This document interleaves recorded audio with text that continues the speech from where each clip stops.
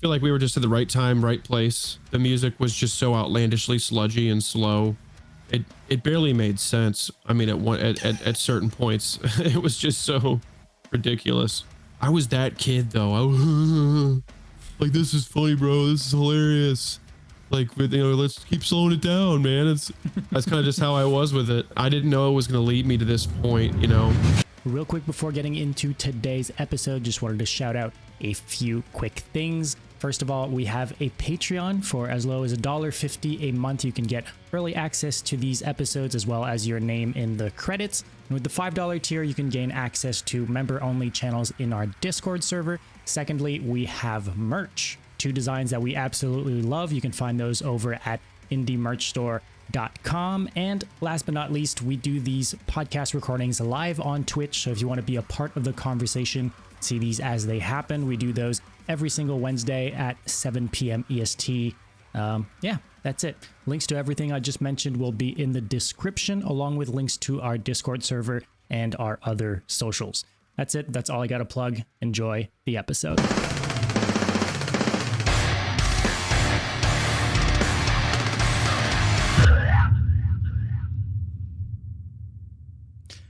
Tyler Shelton, welcome to the show, man. How you doing? Good. Thanks for having me. Of course. I mean, you've been requested quite a lot, I gotta say. I'm sure Dom told you, but a lot of times by our community. Hell yeah, man. I really appreciate y'all reaching out to me, and you've been listening to some of the new stuff we've been doing. So, of course, man. Of course. I mean, look, we'll get the glazing out of the way. I think Traitors was, the Traitors. You and Traitors spearheaded a lot of things when it came to, especially in the early days of the band and the whole kind of Beatdown, pissed off, whatever, Downtempo kind of thing that you guys had going, especially early on, and you have been highly regarded as one of the deathcore vocalist goats. Yep. So this chat needed to happen cool. At some point. That's cool to hear. I love that, man. I appreciate it, guys. Thank you. Yeah, I was 22 years old and just having fun. That was the foundation of that whole thing. So it was a blessing how everything happened so quickly. Like, really, it happened very quickly, actually, especially for my age. We were, from the time that we released the first Traitors song, we were on the road in 4 months. So that's crazy. Yeah, it was. We had one show at home, and that was it. The rest is history. So that's crazy. We were talking about that prior to the podcast. It wasn't the best era to start like a deathcore thing. Let's be honest. Around those days, I know there was like the wave with like Black Tongue and stuff like that. But prior to that happening, like the scene was kind of dipping down a bit, like deathcore in general and stuff like that. And then you guys exploded. So it's not like it wasn't a guarantee by any means. You guys just did what you unless you tell me it's like it was a big master plan and it all worked out, but it was probably kind of a surprise for you as well, right?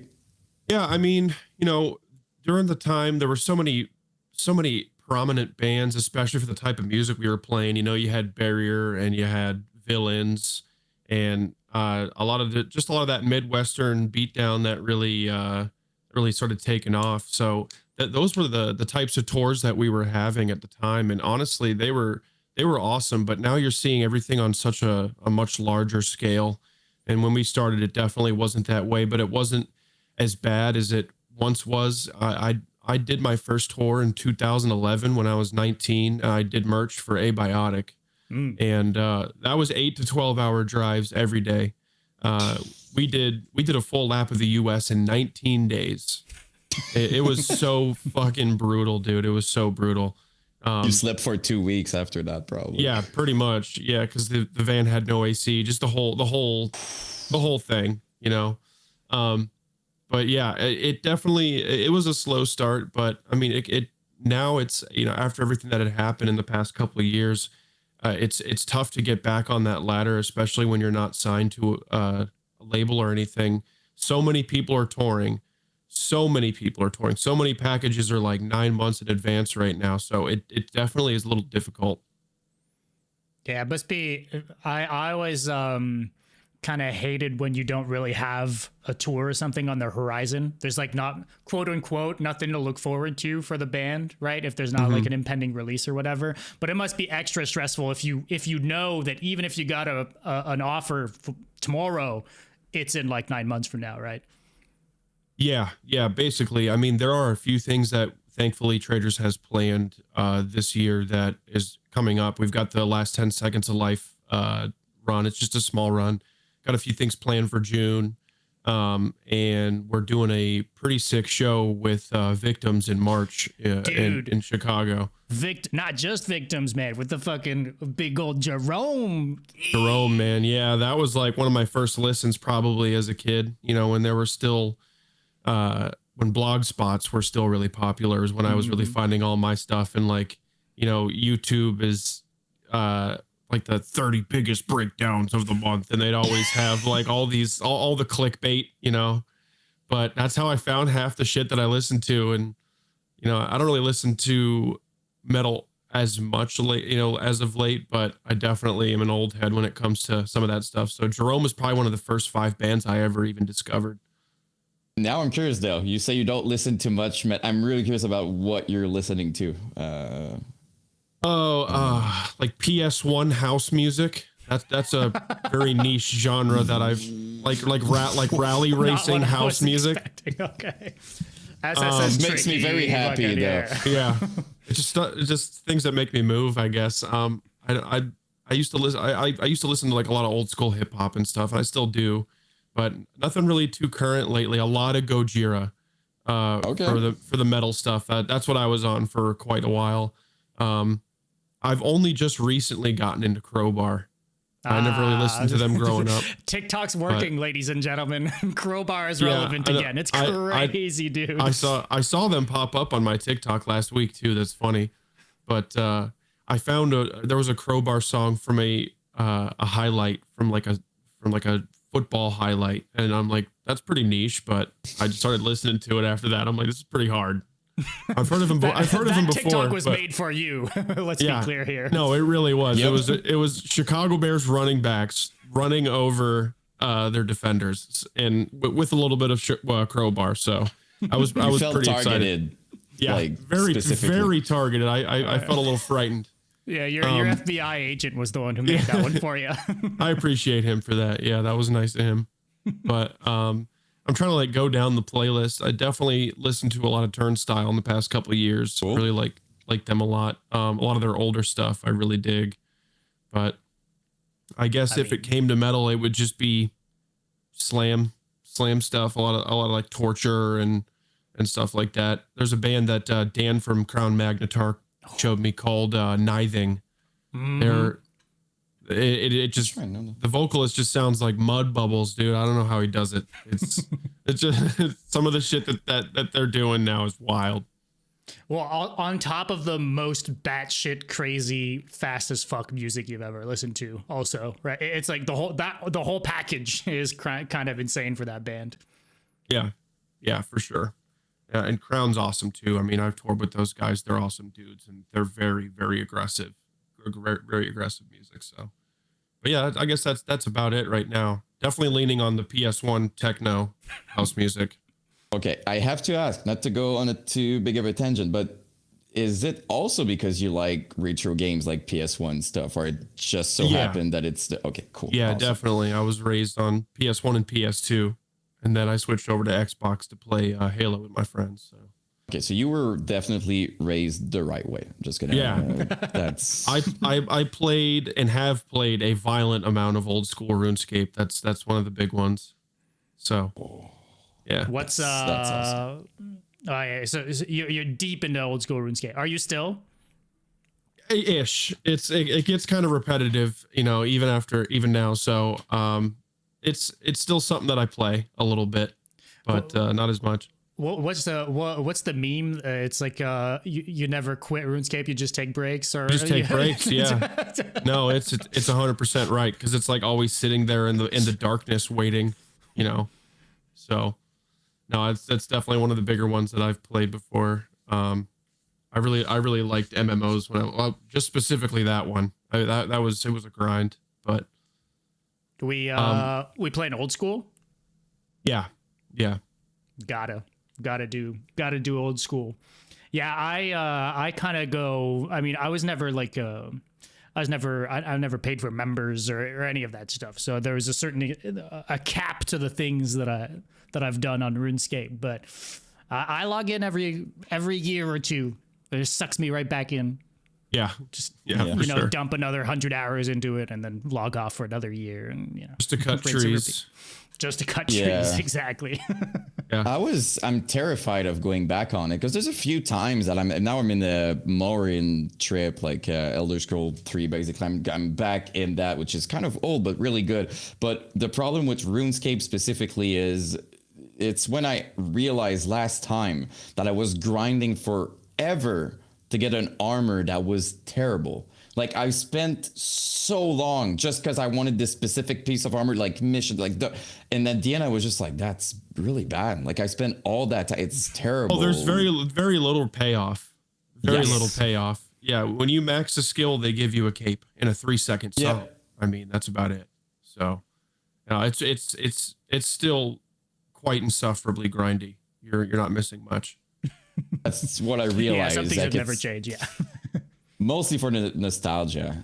No, but because when you said PS1, it's like there's this whole, maybe you saw on Instagram or social media, but there's this whole wave of people talking about the future we never had with with PS2. They kind of envisioned this futuristic, like bluish chrome kind of futuristic that we never got basically at all. And there was music with that. So that's when my mind, like when you said PS1 music, my mind kind of went also with the PSP, PS2. Yeah, it's like a lot of the old racing games had banger soundtracks.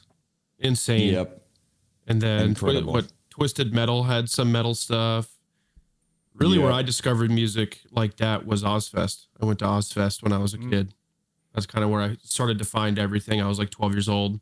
I went to go see System of a Down, and I ran into like some of the biggest bands in the world and just didn't know it. I saw them all they were all side stage, but it was insane. What were some of those bands? Like what was on Ozzfest that year? Full Blown Chaos. Let's see, Bad Acid Trip, Walls of Jericho, Between the Buried and Me, Strapping Young Lad, Norma Jean, Atreyu. There's a few other big ones in there, but seeing Devin Townsend first thing in the morning was insane. He told me to suck a turd to a point and put it in a freezer and then stab myself with it. That was like my very first memory of heavy metal. So it's a good one. Pretty enlightening. Yeah. I honestly, it's just little things you never forget. That's when you knew I want to do this one day. Yeah, right. I want to tell people to suck turds. So here I am.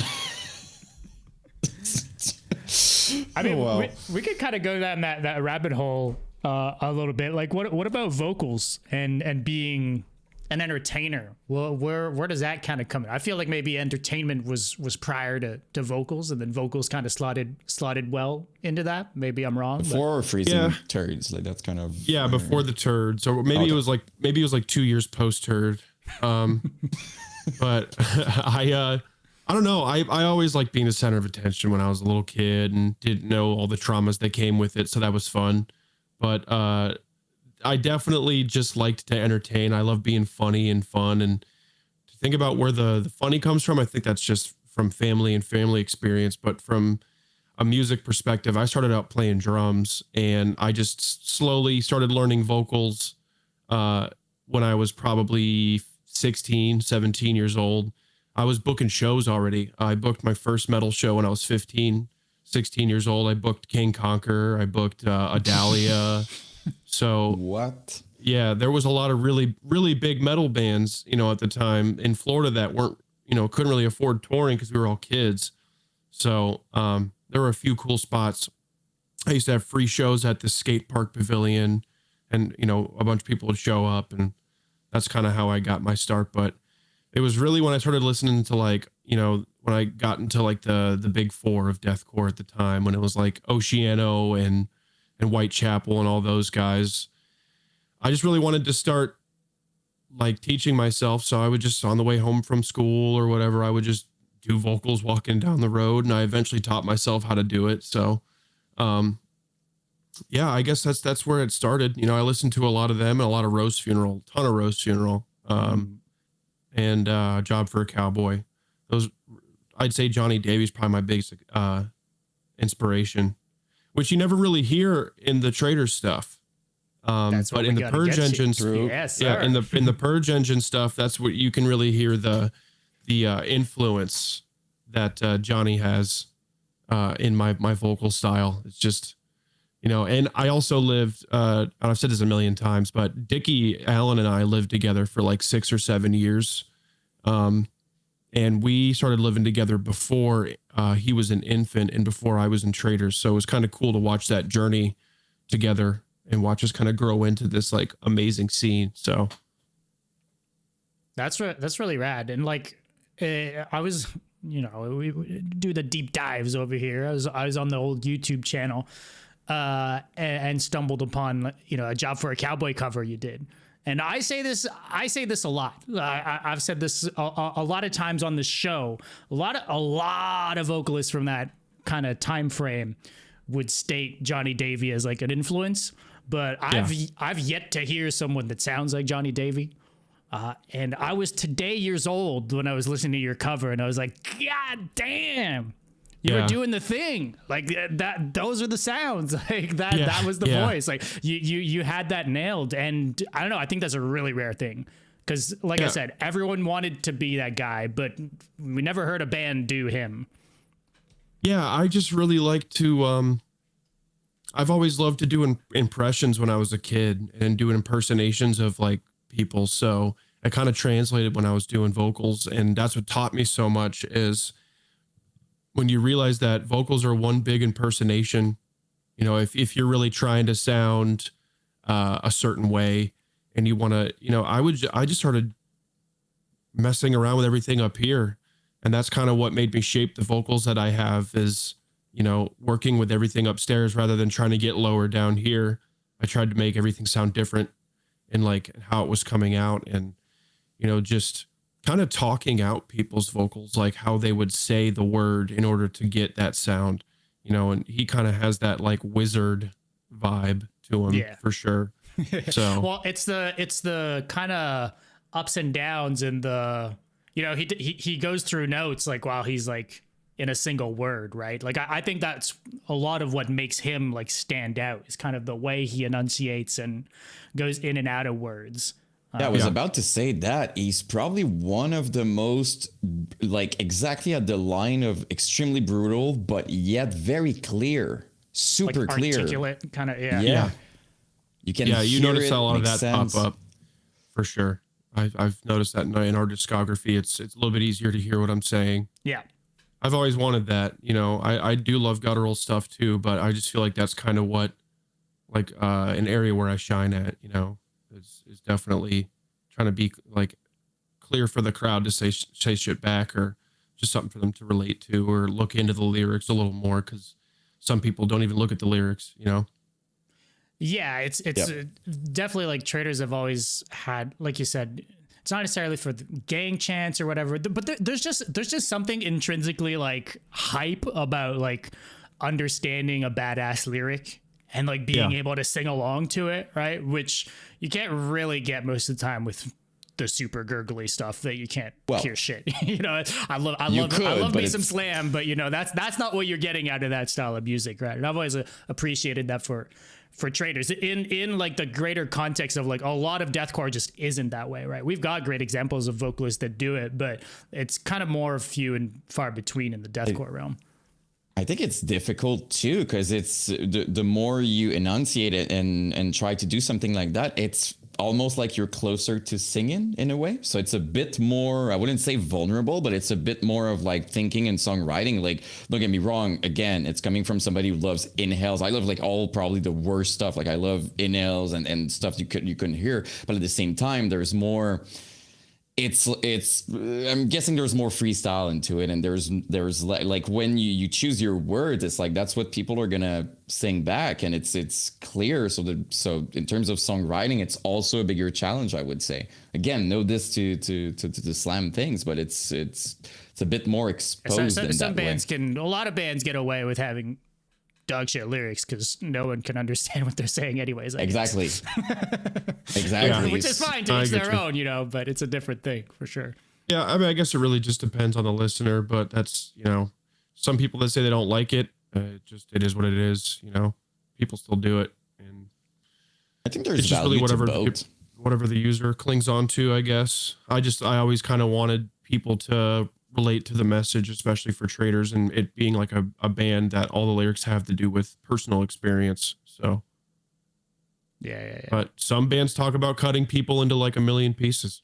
So hopefully that's not a personal experience thing, but hell, dude, if it works, it works. Mm-hmm.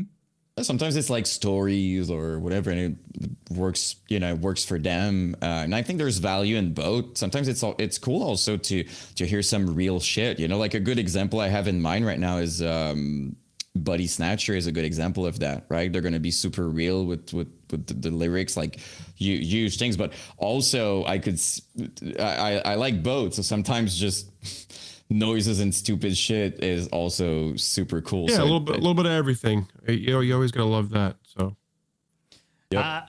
Okay, so we alluded to Purge Engine, but we gotta talk about it for real, because I guess for anyone who wasn't aware, I pulled the chat earlier, and some people weren't aware you even had this project. So we gotta let the people know. Can you kind of walk us through maybe how Purge Engine came to be and what you guys are doing? Yeah, so I was I only have one or two people writing Traitors, and they were busy at the time, and I kind of wanted to open up another project that didn't have the same writer, just to kind of spice things up a bit. And I just reached out directly on Facebook. I'm like, hey, I'm looking for some tracks, and somebody that never goes on Facebook saw it, and they went on once in a blue moon, and they sent me some stuff over, and I loved it. And a buddy of mine, his kid was listening to it, and this kid's like, I don't know, maybe 7 or 8 years old, and he's like, what are you doing? I'm like, oh, I'm just listening to maybe a new band that I'm gonna do. He's like, what's the band's name? I'm like, I don't know. What should it be? He's like, I don't know, man.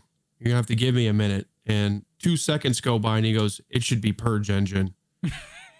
I'm like, all right, kid. it was super sick. It was super sick. So I made this name. It's an amazing name, by the way, for what it's worth. Yeah, I love it. For a young kid like that to come up with a name that I expanded on the amount that I did was amazing, because Traitors has always been about personal experience. So, or Purge Engine is more of a concept. You kind of have this engine that has been created by an architect who hates humanity, and he decides it's his time to go, but he wants to eliminate human life because it's the only way to save the earth. And he kind of transmutates himself into this engine, and he feeds himself to it, and kind of like melds with this machine, and it keeps growing and expanding, and it pulls people into its gravity. And essentially what happens is when all of human life is taken out, the engine kind of analyzes all the data that's inside of it from harvesting all of humanity, and it realizes that its creator, decided to take out humanity without any judgment, but then it also realized that it was created with hatred, which is a negative human emotion. So what the next album will be is the result of that, is it kind of realizes the flaw was human beings, and it was created by a flawed human being. So it's, there's kind of that paradox there that I'm going to touch up on the next release, but the EP is all about the process and kind of what the engine ends up doing. This thing is, and it kind of touched it in the first song we come out with. It's people are signing peace treaties because they have to all put their efforts together to fight this thing before it takes everybody out. So it's like there's no more human war. It's just man versus this one machine versus one thing that keeps taking out humanity. So you kind of see the process of what's happening, and the cult that gets created along the way. You know, people that kind of more worship what the machine's doing rather than fight against it. So it's pretty cool. It's pretty fun. It's a concept that I came up with thanks to, we call him Cyrus the Virus. That's our architect. That's our band name guy. Well, now I kind of want it to be a movie though, because it kind of feels like it, right? Yeah, I mean, the concept is really, really cinematic universe. Yeah, I love it. I really love the whole thing, because I'm kind of writing this whole thing and like what if this machine, you know, after taking on all of the energy and the matter and everything from human beings, like what if it's the reason for the Big Bang and the big reset, and it just, the engine is the end and the start of humanity constantly. So you could really keep going with it. So really, if you stop this thing from doing its job, you could end all of humanity indefinitely. You're like fucked either way, right? It's kind of yeah. It's kind of just doing the job at the right time, you know. But it's awesome because I love having these, you know, discussions and spirituality in general, and I love that because that's what you don't see in movies, the perspective of the person reflecting after the events, you know, like now that it's done, you know, you did your master plan, it worked. First of all, in movies usually doesn't come to that, like he cannot do his master plan or whatever, but afterwards, just to realize that you were not better than the people you killed, probably, you know, like you had those same. That the flawed creator created a machine that was perfect, but it was, you know, the intentions were flawed. So it's a really cool paradox for sure. I was imagining the engine kind of looking like this. Are we playing Katamari? Yes, sir. I'm not playing. This is just a YouTube video. But this is what I imagined was taking up all of humanity. This is the kids movie version that we had ready to go. The so music as you can see here in the PG movie, it's got to be parental guidance because there is some violence, some animated violence. You can see that the engine is doing its job with this little fella in the bottom right here. He's got a scuba gear on. And it just keeps flicking on and off, but that's all right. But I mean, take a whole building. It'll be able to take Sears Tower soon. But for me, the music was so loud I couldn't even hear you as you were talking. I mean, that was the point. Is the engine is 375 decibels at all time. So I thought the sound was off. That's my bad, y'all. No, the sound the whole time the sound was over. And it was literally just for you guys. Chat's good. Yeah, that was fantastic. Okay, the whole time I was just like. He was trying to explain. I was just hearing like this super loud music. I'm like, that's kind of taxing. From the makers of Pixar comes Purge Engine, and it's a story of hope. I would watch that still, but the image I had with what you were describing is because I love the mix of machine and like kind of gore. Like I was picturing like. You know what I mean? Like body part with like blood, but with also like parts and mix of like nature stuff, trees and branches. Like that's kind of the image I had in mind. Like I think of like the leftovers a little bit, you know, like what's the debris that's on the machine. And I've kind of got a story for everything, you know, they all the work that the machine does, it needs to stay, you know, intact. So the cult of its creation is one of the songs on the EP, and it's essentially about how these guys are keeping the machine squeaky clean, and it kind of saves them for last. So they're being temporarily spared, you know, to keep the machine going, but they know that their death is inevitable, and because of their acceptance, they're able to get close enough to this thing. But they don't look for a way to resolve it. They just know that this is the process of human extermination. They're just accepting their fate and making the best of it. Yeah, they're infusing their tendons into the machine and trying to connect to it in any way possible. And trying to infuse themselves the way that the original creator did, but they just end up getting shredded to bits, you know? Oh, well. As one does. Yeah. It's kind of it's basically accepting. It's a big thing to accept, but it's like I'm guessing people on board, it's like they accept the fact that humans are kind of a parasite in that view. It's just like we're ruining everything, so let's just kind of end it like that. It's like we're gonna save the earth basically by eliminating ourselves. Yeah, eventually there is in the EP, there's kind of like a moment of acceptance where people just start lining up for this thing, and they're just like they're conveyed into the machine, and they're just like one of the lines, it hurts to become steel, but it's better than being human. Wow. Yeah, it's kind of like somebody making a sick joke right before they die, you know? They're just like, fuck it. This is, you know, it's just kind of that sick feeling where it's you before you're processed, you're kind of just in the state of acceptance at that point, because there's no, you know, there's nothing they can do. Yeah, especially now I really want it to be a thing. I want like an anime or something. It needs to be something because it's actually good. Something I would watch. Actually, it would sure be a lot of CGI. So I would need like, you know, a couple $100 million, and then we'd be good to go for production. You heard that? People watching?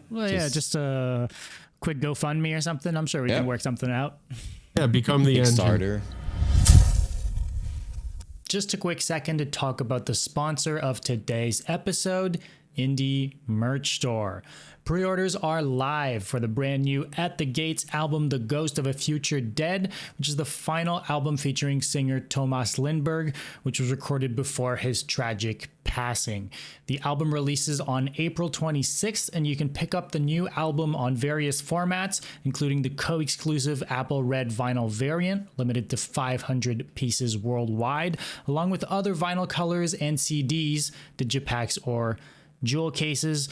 All of that over at indiemerchstore.com. Check out the first single, The Fever Mask, streaming everywhere now. The Shadow of Intent headliner featuring Angel Maker, Mental Cruelty, and Synestia kicks off in a little over 2 months.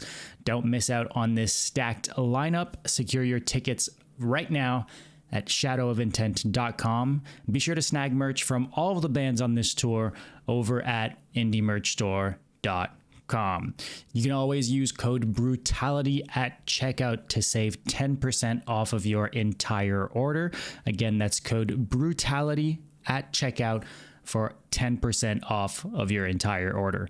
Massive shout out to Indie Merch Store for supporting the show. And now, back to the episode.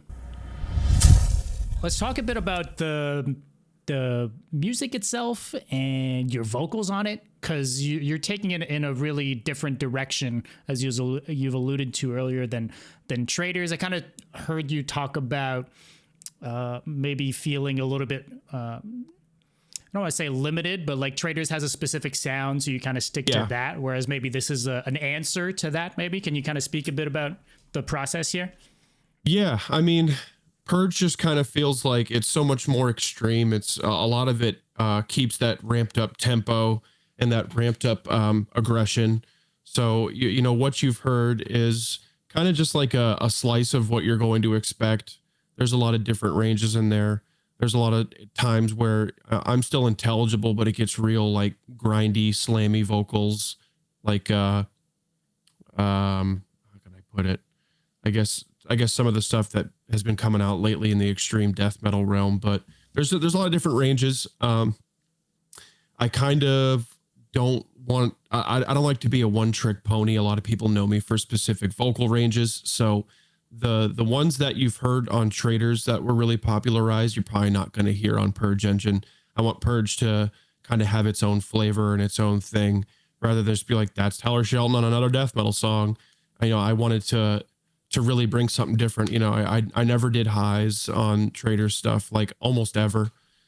So, you know, Purge has a lot of that. Yeah. Yeah. A lot of that higher end stuff, which I think is cool, because from not practicing them for so long, it kind of sounds like the high register vocals that I do are kind of like, they were kind of kept kept away for a long time, so they have a really vintage sound to them, because I never really practiced them as much as I would my Traitors stuff. So there's a cool, like, old school MySpace deathcore feel to some of this music as well. Yeah, the music's just really aggressive overall, and I really feel like I shine differently. I think people are going to be really pleasantly surprised to find out that not only do we have a new song coming in a few weeks, it's just getting finished up, getting polished up, but we already have a full EP that's done, and we're already looking into writing a full length. So, this is not something that's just going to be, one EP and done, or something like that, a lot of like a side project. I go with whatever the people want and whatever people want to hear. So, aside from Traitors stuff, which is also being written, and we have a song coming out in a few weeks, I'd say maybe a month or so as well. Okay. Cause that's our active guy right now. Traitors is going on tour. That's my brainchild, but I don't know what, I guess we'll just see what the world really has to think about Purge, and see if the demand would be there if we ever hit the road. But that's not really my intention right now. It's kind of just to have fun and make music. I'm not in any rush to get out there and, try to rebuild a band name. I kind of want to see what kind of hype that the world has in store for it.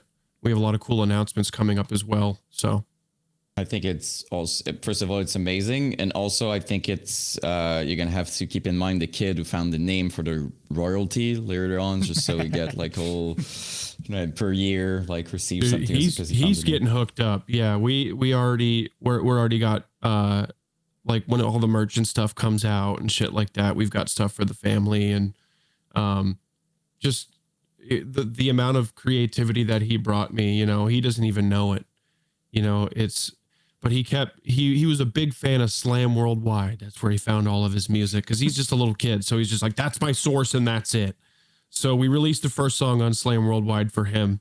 So he was pretty pleasantly surprised. And that was really awesome.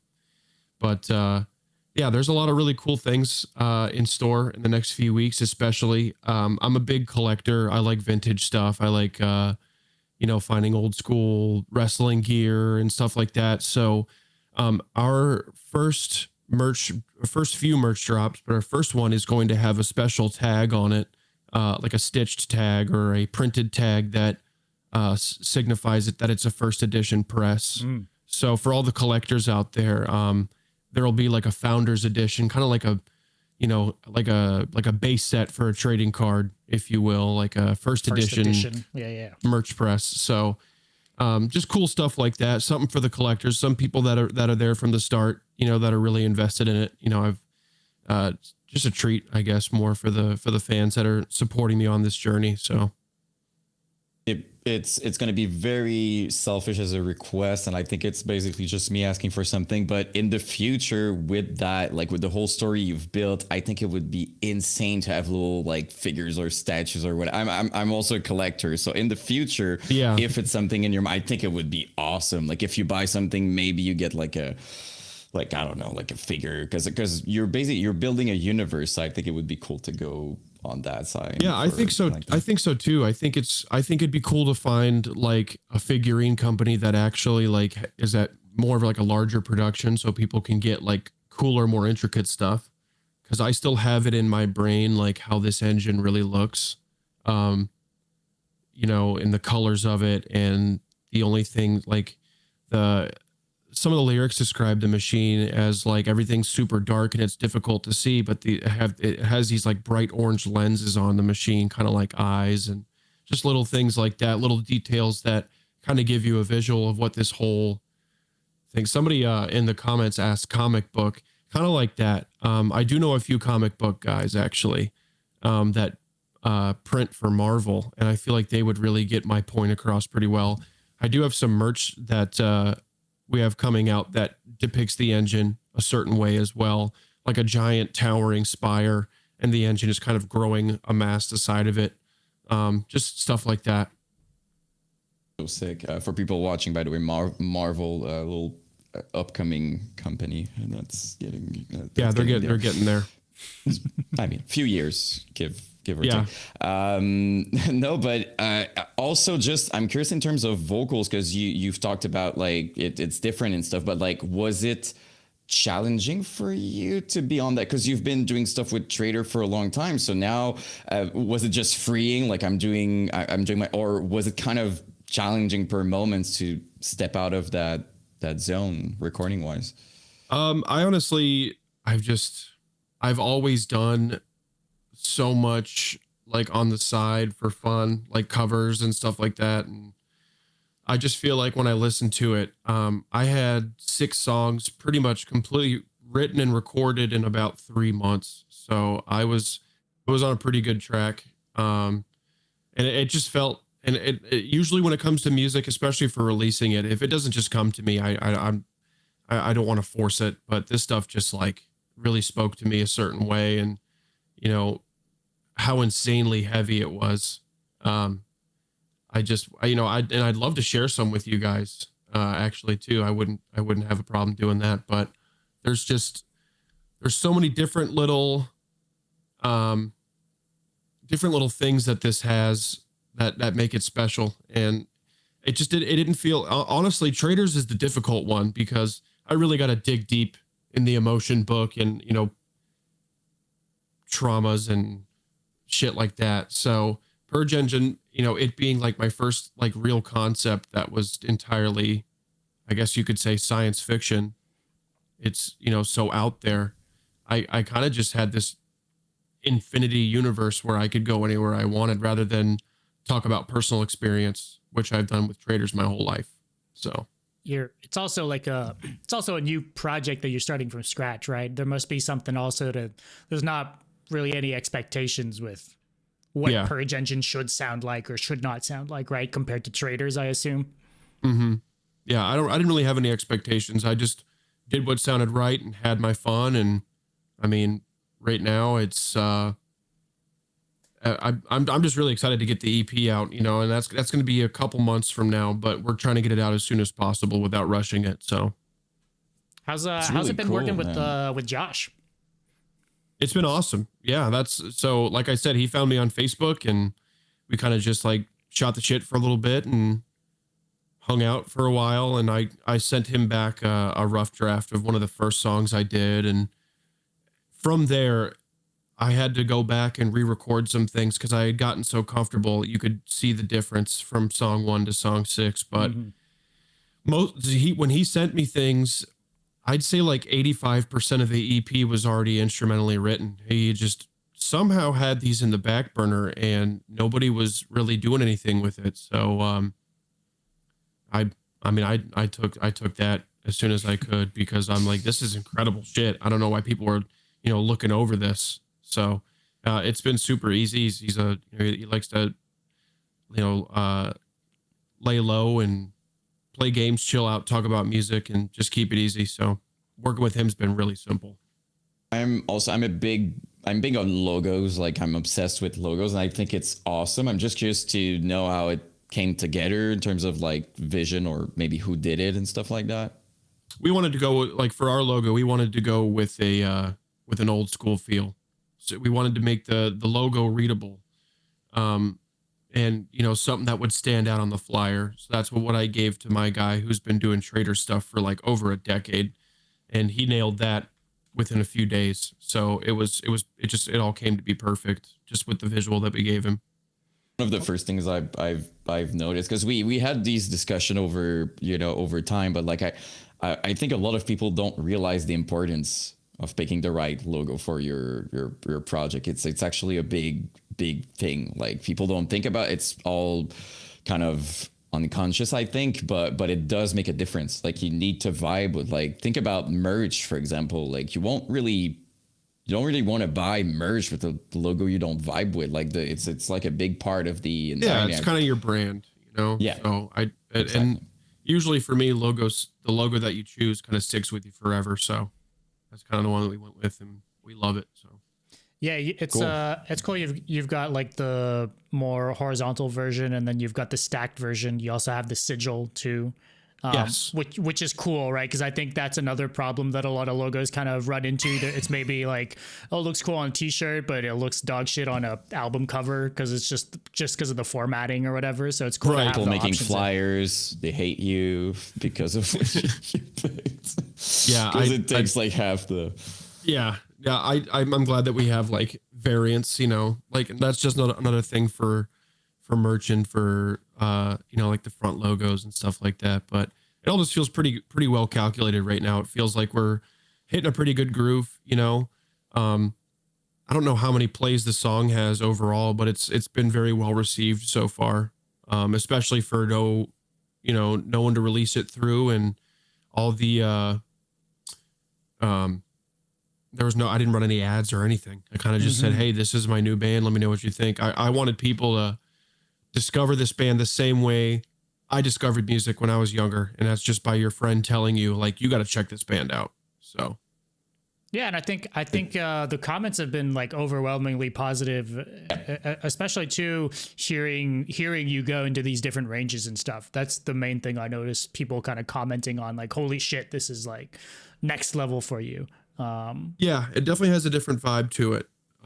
Overall, I just feel like everything is totally polar opposite of Traitors. So I feel like people are pretty surprised when they hear it.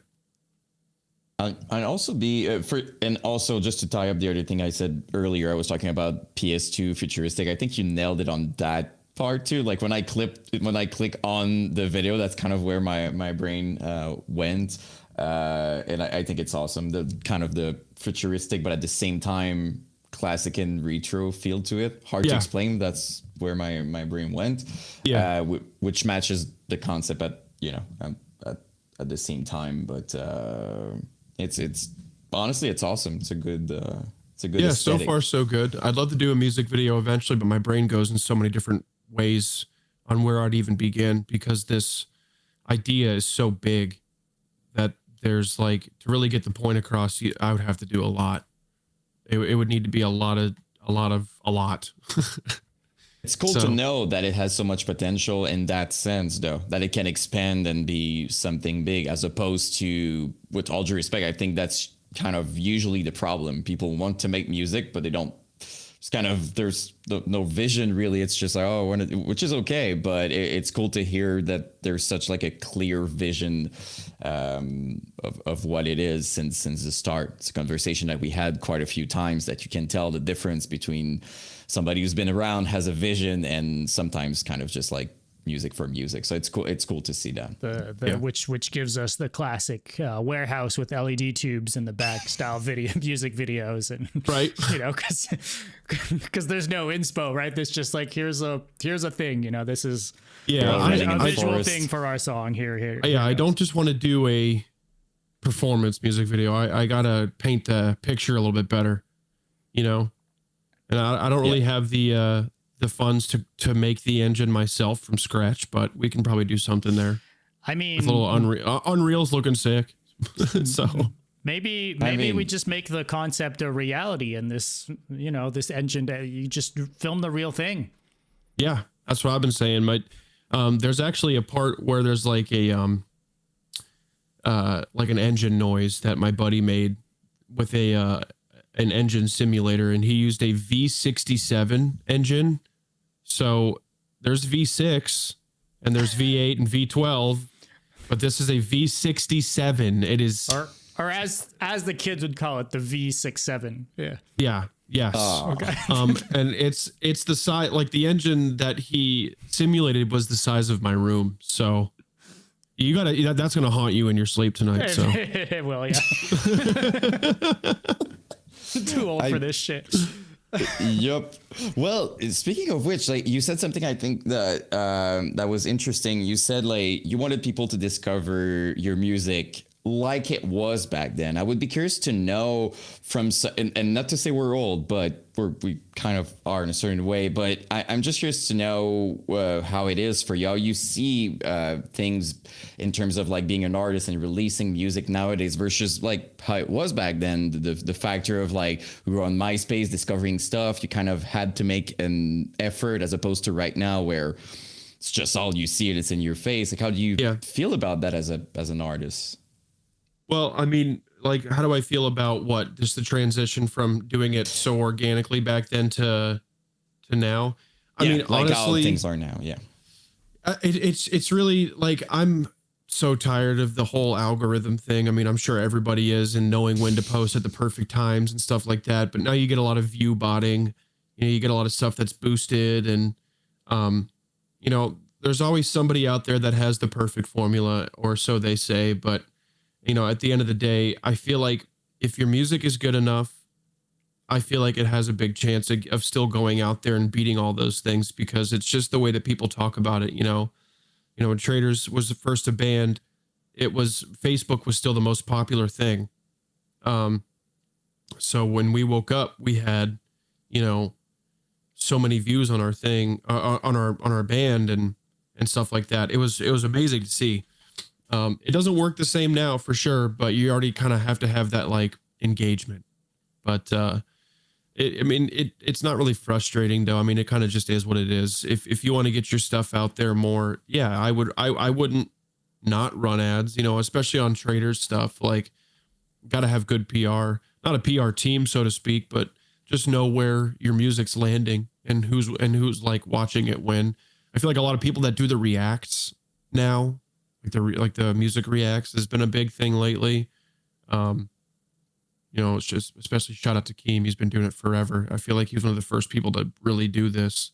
But you know, that's definitely seems like to be a good way to get your stuff out there. So, and if you see a lot of them doing that, that's a good sign.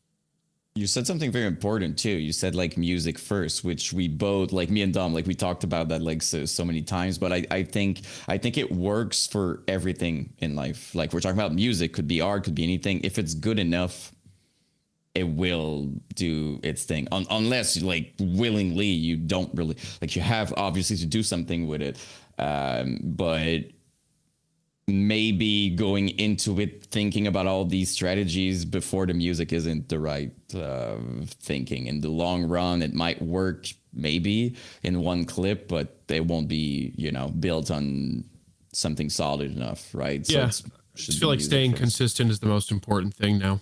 Definitely. Just keep posting, keep putting stuff out there. Yeah, it's like a weird, you know, it's the weird dichotomy of, it was cool to go into a music store that sells CDs and to like see the artwork and hold, you know, a release, and to maybe just buy it without even knowing what it sounds like, and you go, look at this thing, right? But I mean, kind of objectively, it's a bit more of a dog shit way of going about purchasing a thing versus being able to actually have music so accessible in the way that it is now, and to actually be able to listen to it, right? But comes with less sales of CDs, I guess. But yeah. Like, well, yeah, we talked about you being like you love retro gaming and stuff like that. Like, physical copies is obviously, I think, a big reason why you said like you love collecting stuff. Like, I think it's a big thing we're quote unquote losing over time for accessibility. But I think that's what makes it special. The fact that you had something in your hand, like not just a box with a code that you need to download something. Yeah, so. No, I feel, yeah. I mean, I feel like it's cool to see like vinyl, you know, making a comeback more than ever in the past couple of years. And, you know, a lot of people don't know that CDs have an expiration date, no matter how well kept they are. That disc rot is, you know, a real thing. So a lot of the PS1 games that I have might only have like 5 years of shelf life left in them before they just start to separate from the disc and can't play. So vinyls are, you know, those are grooves. So those are there for a long time. PS1, by the way, it's pretty crazy, the prices. For people who don't know, like buying physical copies of certain specific games like RPGs and stuff, like sometimes I was looking, I'm like, oh, that's the one I'm buying, and then I was like, no, that's not the one I'm buying. It's $350. Yeah, just get the emulator. I feel like a bad person for it, but some of these games being like $200-300, it's just like, I'm just gonna play the emulator and get bored in an hour. So yeah. I definitely tell people just emulate it, but now they've got ways where they've emulated online. So my friends and I have my buddy successfully figured out how to play GameCube online together. So what? Yeah, so we're playing like Super Smash Bros. Melee, online versus Mario Kart online versus, because it just acts like you're there on the couch. It's like kind of like remote play on Steam. That's a lot of fun. Yeah, so that's a lot of fun. It is, we played through Gauntlet, we've played through NFL Street. NFL Street, that was so good. Sorry, that was one of the best. One of the best. That was like, honestly, those are the kinds of games I'm like, why did they stop? Why would you not do that right now? Like, I'm the same way. Like NFL Street could come out with the same graphics and the same gameplay style, and I would still eat it up. So yeah. I feel you there. Like all the old Def Jam fighting games. Do you remember any of those? Def Jam Fight for New York. Another game I'm trying to buy. It's not too bad. It's kind of expensive at the moment, but like one of the best games I've ever played in my life by far. Yeah. PS2 emulator is easy to get. So I mean that's what I got for Def Jam. I mean, and so many people are making community mods for these games now. So for Def Jam mods for Def Jam. That's so awesome. I've played SmackDown versus Raw 2006, but somebody updated the entire roster to today's roster. What? And all the character skins look great, and nothing looks super corny. It's actually pretty locked in. It's pretty good. There's a lot of community mods out there now for stuff like that, which is really cool. I'm playing the emulator I'm playing right now is Fight Night, the old boxing game. It has like today's roster and old school roster on it. So I used to love fighting games when I was a kid, but not so much as now. You get stomped online so fucking hard, like in Tekken and Mortal Kombat. Not even a chance. Oh, dude, no, not even a chance. People, especially if we're talking about people that are specifically emulating this game with a specific mod and they're playing online. Yeah, they're probably all just nerds, right? Let's be real. For sure. But just like even in the modern versions of that, like I was playing Mortal Kombat online for a while, and eventually I got to a point where like if you get touched once, you're just watching cutscenes of you getting your ass kicked for 45 minutes. You can't put your controller on the, like, if the person started, you lost. Like it's 100%. Yeah.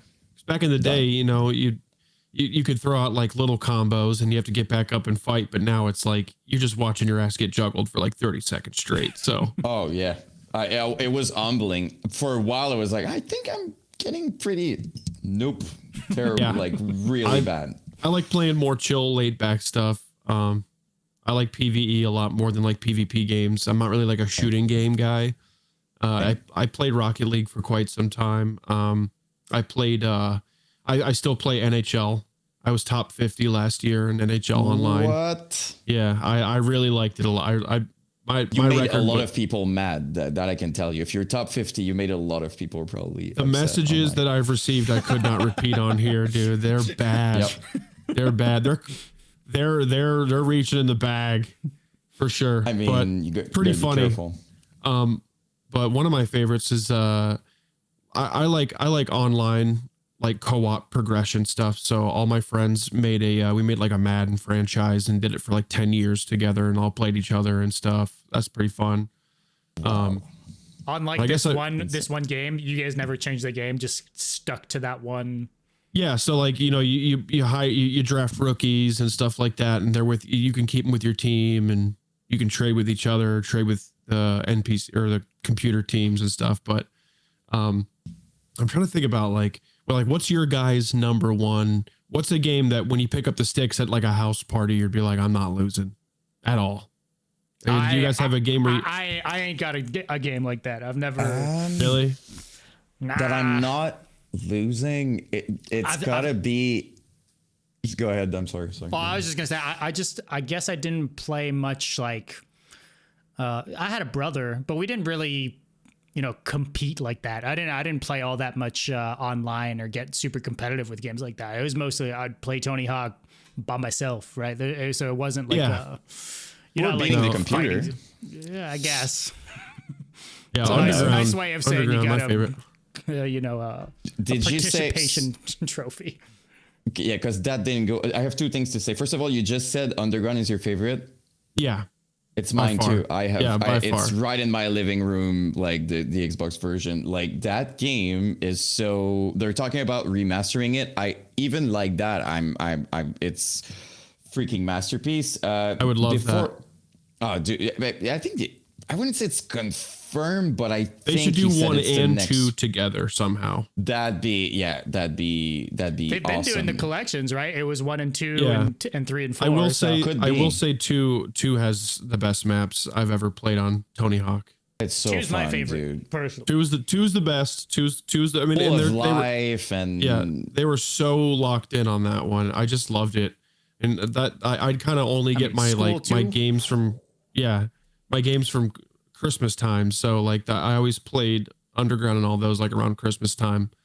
But yeah, when they had like all the old school maps too, and in Underground, it was so great. I still played that. Like, I'm not even kidding. I still play those games because like it was the era of like Jackass and Bam and stuff like that. It was just perfect. Yeah, everything about it was just perfect timing.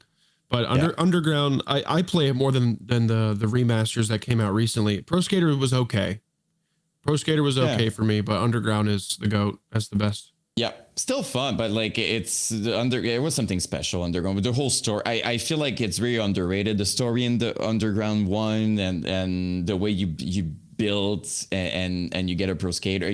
There's so many people in it, like Chad Muska and so. I don't know. It's an amazing game for people who didn't play. You did mention GameCube, and I do want to just ask you real quick, and it's very selfish. I'm just curious. Do you know a game called Custom Robo? And that's the name. It's not me mispronouncing. It's custom. It's not Custom Robo. Yeah, Robo. I've heard of it, but I never played it as a kid. One of the best things. It's just a recommendation because you said you're playing with your friends GameCube games. That thing is like, I've been obsessed, but I have no friends. It's like playing alone. It's not, but it is insane. Like, big recommendation. It says it in the name, like Custom Robot. You build from scratch, like with parts, like mech fighting, like what was it for PlayStation? Armored Core. Yeah, it's kind of just like you build your and you fight, and I've been obsessed ever since. Another game that I was looking into it, and I looked at the price, and I was just like, yeah, that's not sure. Plus, I don't have a GameCube at the moment, so I do have a PC though. That's true. That's true. Dolphin emulator. It's I am what I'm saying is not. I know that it's like, hey, you're illegally downloading old school games. You are damn right. I am, especially for how much money GameCube games cost. Yeah, that's absolutely. Crazy. But the fact that you can play these old games online with your friends, it's just so fun. It's so fun. It just makes them so worth it. Like being able to play like Smash Melee on NetPlay is, what more could you want? No, you're completely right. That's as good as it gets.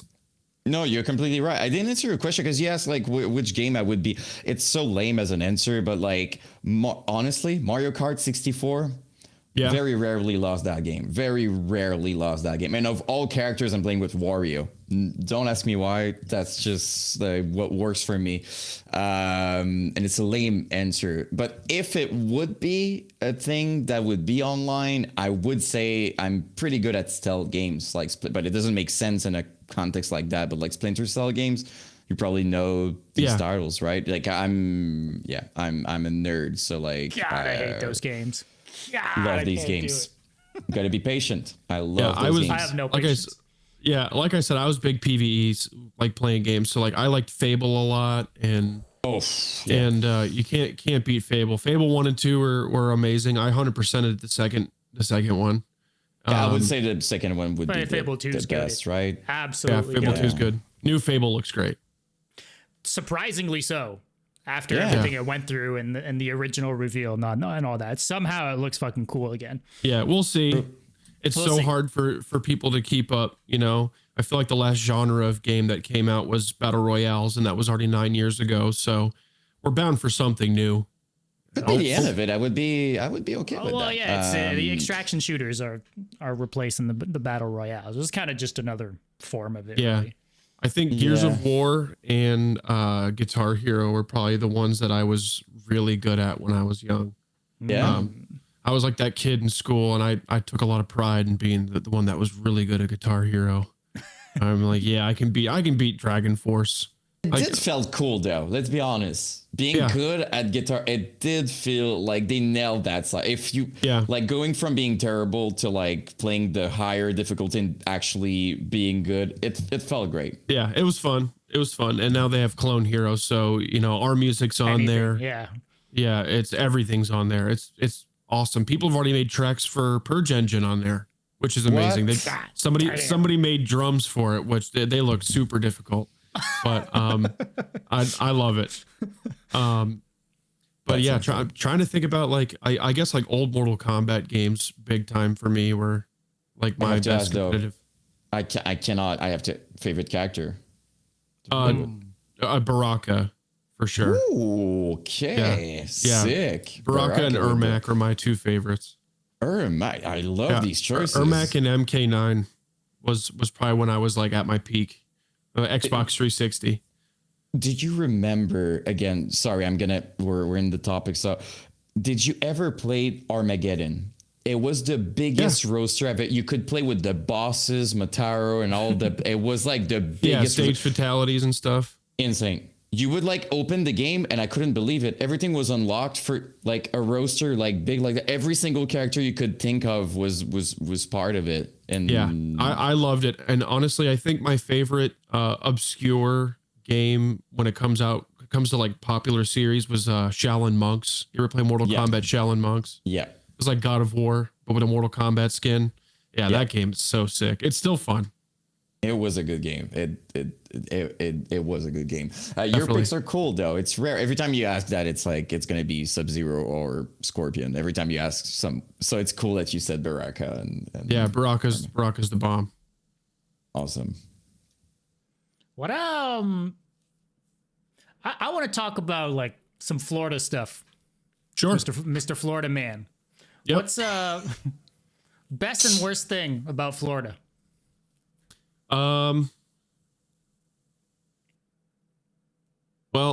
I mean, in the sense of just generally, the best thing about Florida is probably the springs and rivers in northern Florida. A lot of people think it's the beaches, but if you go to inland Florida, get some of the craziest nature you've ever been a part of. It's not all Everglades, like how where it's like gators and stuff. It's not all like that. That's southern Florida. When you go to North Florida, it kind of has more of like big cypress trees and like it's like a mystical almost looking because it starts to get hilly. It starts to slowly turn into the Blue Ridge Mountains. So you kind of gradually get hills and not peaks, but hills and stuff when you're going through northern Florida. So the springs and rivers down there are amazing. The worst part of Florida. That's a tough one. I mean, the weather definitely sucks ass during the summer, but I'm so used to it. It doesn't really make a dent because it's the coldest it's ever like in my life being here. I think it was 28 degrees Fahrenheit for like 4 hours. And that's the coldest I've ever been down here. So I got to translate this. -2 Celsius. Okay. For us here, just for context, and during the winter right now, we're like happy if that's we're just like, oh, cool. Thank God, a bit warmer today. Oh, yeah. Yeah, 0 degrees Celsius is a warm day for you guys, right? Absolutely. Yep. That's what it's been in the past few days, and I'm loving it. I'm chilling, super happy. Sweet. Don't miss the cold at all. It's like, oh, it's hot today. You see people like just in hoodies outside, and we're kind of celebrating at that temperature. Yeah, I guess the worst part of Florida would be the delirious people here. I mean, but that kind of goes for anywhere, you know. There's just people genuinely think that like we kind of are. We're in our own bubble. I wasn't going to say it. It's the ratio, right? Yes, there's crazy people everywhere, but it's the ratio. Yeah, we have a lot of crazies down here, but I mean, I guess it's more the people who, you know, in society's eyes, they have the house and the 2-car garage and the 5 vehicles. Those are the people that really suck down here, is the people who have it together. Like, you know, you can't be fishing out here. You can't fish out here. And you're fishing at a fucking community, like a gated community, and people just eat you up over it down here. People like their bubbles inside their bubbles here a lot. But what is the worst thing about Florida other than the people? Do you have these people, like, because I've seen a lot of videos, it's probably not in Florida, but like, I don't know what it's called, by the way, because like here we don't really have that, but people that have rules in neighborhoods. Yeah, like HOAs. Okay, we're talking about the same person. Yeah. Okay. Because as you were talking, I'm like, it's this. Like that's some of those are most definitely gated Quebecer communities too that have their winter homes out in Florida. Can we just agree? I have a question for you, just real quick. Can we just agree that these people are the same people in elementary school, kind of like snitching and saying, that person has. Oh, absolutely. It's people who want to be in control. And all the most they can get their hands on is a gated community, and that's the type of person you get down here. But for the most part, I've always loved where I live. I'll probably never move out of Florida itself. I've toured the U.S. so much, but I have nowhere else I'd rather live than here. Are you secretly one of these people? Like, you don't say it, but like you actually go in people's places and you're like, hey, your car is like 3 inches too much on the left. And honestly, I feel like I wouldn't have to play music because I'd have some money flowing, but no, I'd honestly, like, I've never lived in an area like that either. And I'm damn glad that I haven't, because it's kind of everywhere. Right? A lot of people moved here in the past 5 or 6 years too. So it's growing fast. Everything on the coast. I'm like 7, maybe like 10 or 15 miles tops away from the beach. So I go fishing a lot down there and just kind of do outdoorsy stuff. I'm going camping tomorrow morning. There we go. That's cool. Up in northern Florida. Yeah, we have some property up there, and I love outdoor stuff. I mean, that's kind of where I stay sane, especially here. You'd think, how can you camp in Florida? But northern Florida is really beautiful. Southern Florida we're scared of bears here when we go camping, but gators are another. What you should be scared of down here is ticks. Oh shit! Yeah, ticks and more ticks. They're nasty, man. They'll crawl up in your tank for weeks. Is there, like, because I heard, and maybe you're going to tell me it doesn't exist, and I just like saw a post, but like apparently there's a tick that after that you cannot eat meat at all. Like it's something like that. Like it's just rare. Like you're allergic or something. It's rare. But that has happened before. But yeah, ticks carry Lyme disease. So, when you go camping, you just got to check your whole entire body. Cause like, you can just be super out of energy and super tired for years and be like, man, why do I feel this way? It's because you were bitten by a tick. Let me be clear here. Yan is the most anxious person I've ever met in my life. Yes. He would not last a minute in Florida. No, probably he would not. go fucking insane thinking about the ticks. No, but that's okay. That's the weird part about me, right? You would put me, I'm not kidding. You would put me next to an alligator or like whatever, species there. And I would be less nervous than walking and thinking maybe I have a tick on me. Like that's me. Makes no sense at all. Like no survival instinct. I would just maybe even think about petting the alligator. But the ticks though, it's just like, I'm here in Quebec and I'm not kidding. Apparently that we have like ticks around and I'm playing disc golf and my friends are laughing at me. They're like, dude, you're walking just in the you're going to be fine. And every time I'm picking my disc, I'm like, he's like, dude, you would see it. Like you're good. So imagine me over there. I would think I'm dying after one day. I try to think of like the most invasive thing down here, like the worst, because like gators are really timid. They don't like to be around human beings at all. And if you're attacked by a gator, it's just, you really caught it at the wrong time because there's a river that a lot of people float down. And there's so much human activity there that the gators moved out.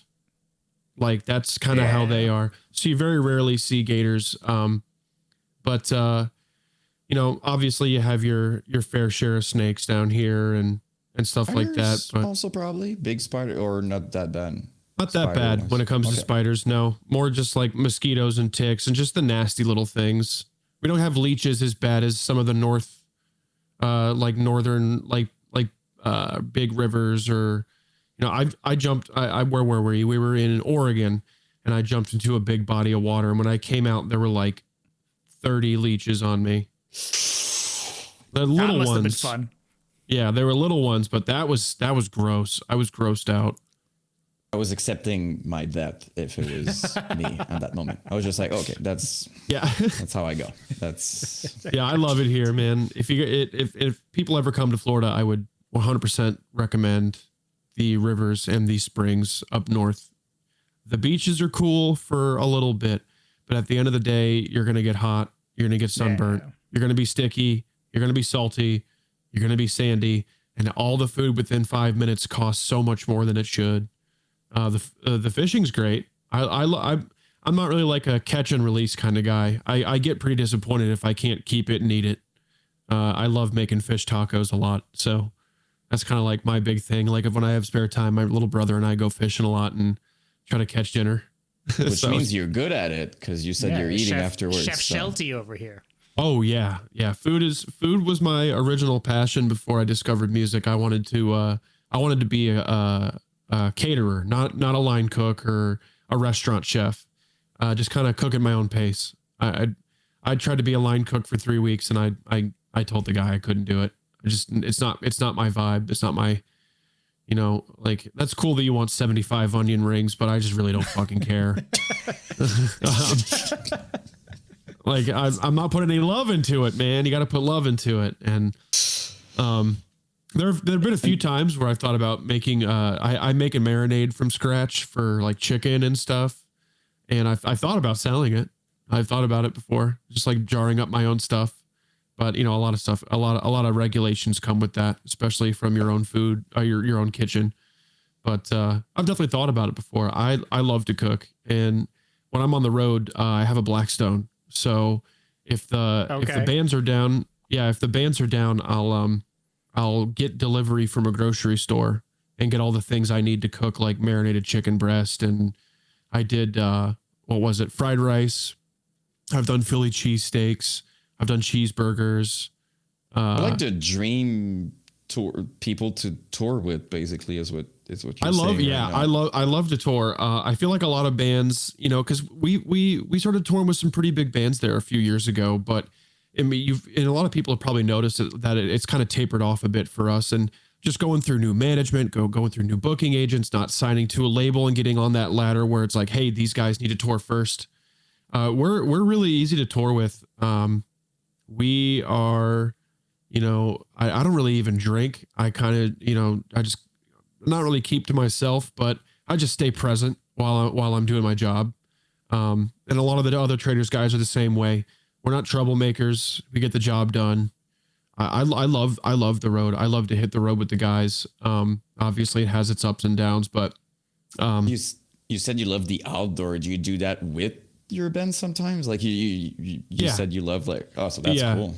So like instead of stopping at a truck stop, we'll park at like a park or something like that and go hiking and shit like that. Especially when we're up north or out west in California, there's a lot to be seen out there. So plus it helps not being hungover for hiking. Probably is a big bonus.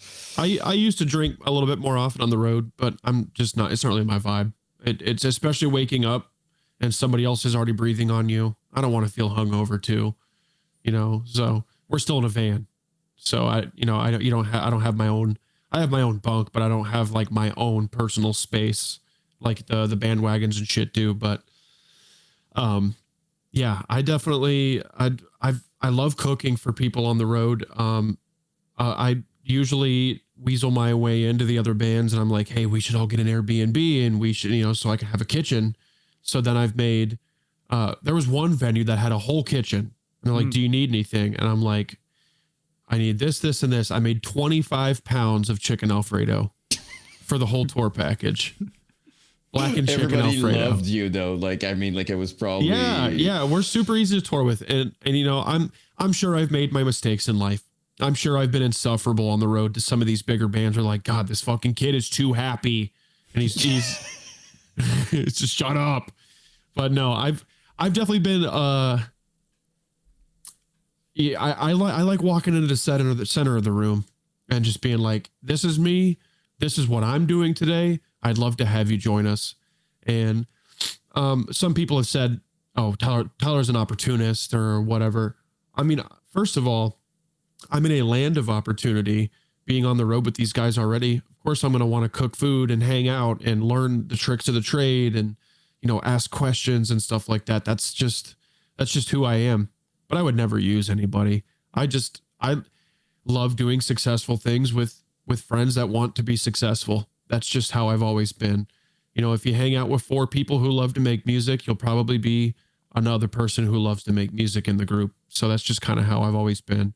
I'm always trying to come up with cool ideas and shit. So there's absolutely nothing wrong with that. Like from what I'm hearing, it's just different personalities somehow, because you feel like you have a lot of energy. You take the room when you're there, right? Like you take some space in the room, and some people are naturally bothered by that. I've noticed, like if you like, it's just bothering them somehow. And it's not because like one is right and one is wrong. It's just like every time I hear tour stories, I'm like, it's so much of just dealing with personalities all the time. So for some people, you're the best. For some people, you're the absolute worst type thing. That's how it sounds for it in general. So depends on who you ask, I guess. But yeah, definitely. I mean, it really all just depends. I've only had like a handful of shitty experiences with bands, and some I've looked up to, some I don't really know. But at the end of the day, it's been a pretty easy road. So cool to hear. I'm trying to think of like a super squad tour of like, you know, bands that have band members that do things for other people or have cool things up their sleeves. So I'm thinking you cook, right? So we got Traitors on there. We got maybe like Fit for an Autopsy. We got Joe who's cutting hair. You know, like what other bands have like these specialties within the camp that could make like a dope ass tour package? Right, the quirks, yeah.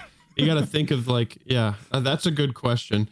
When I think of like, I guess if I thought of, more of like not a dream tour, but a tour that would just do really well all around. I think of us, Left to Suffer, Body Snatcher, and Spite, because we've never all toured together. But I'm not really the one to fight for a spot. I don't care when I play. I just want to be there. So I would open something like that. 100%. But I definitely, when I think of like bands that kind of have that extra little resource, you know, when it comes to us, we love to cook. Comes with a lot of merch. If you said Buddy Snatcher, it comes with a lot of Kyle. Oh, dude, you got the merchant. They got it going on, dude. But yeah, I guess when Adam and Oceano were still a thing, you know, we all played video games a lot, and he collected a lot of games when we were on the road and went to a lot of flea markets and stuff. So that was cool. Left to Suffer is always fun. Taylor and I are really close friends.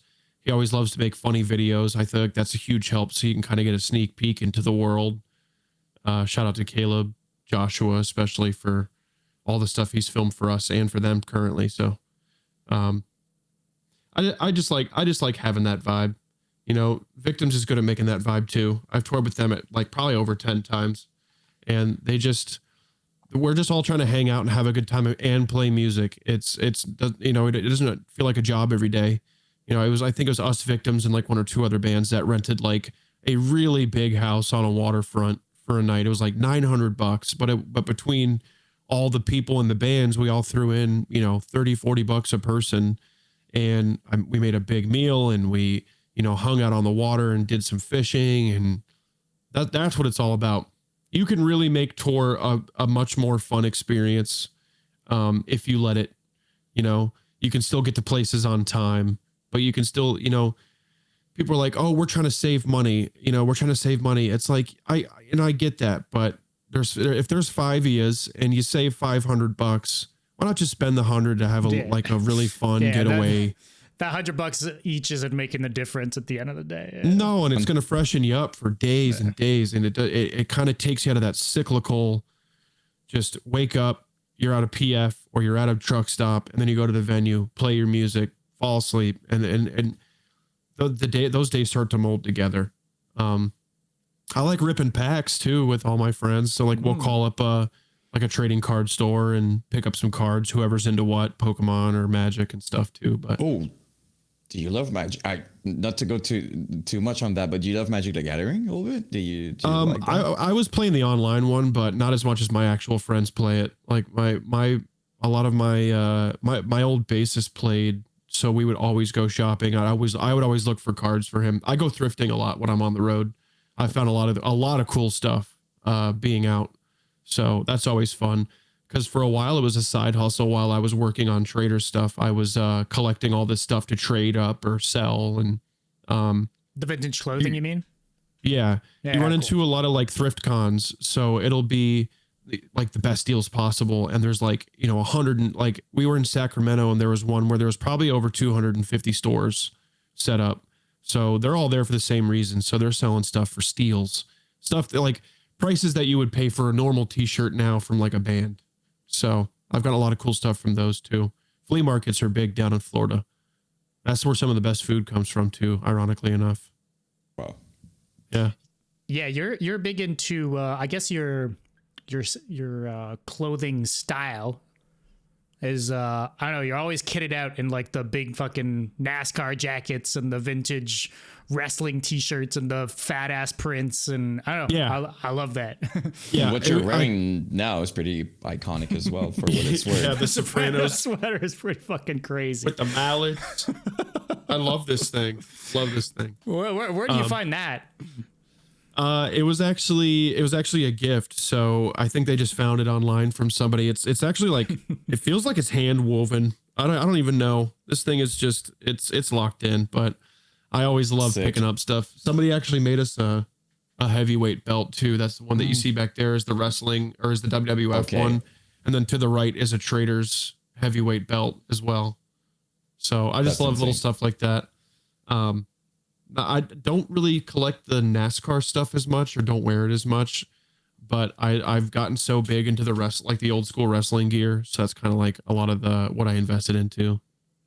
Some of those aesthetics are so fucking sick though. Like I'm a sucker for the vintage style graphics, which however obnoxious it is, like with the fucking lightning bolts and the, like, I don't know, man. There was something about that specific aesthetic that I have that exact t-shirt in my closet. The one with the lightning bolts that come over the shoulders. I have it's a Dale Earnhardt one. It says the Black Knight. I have that one.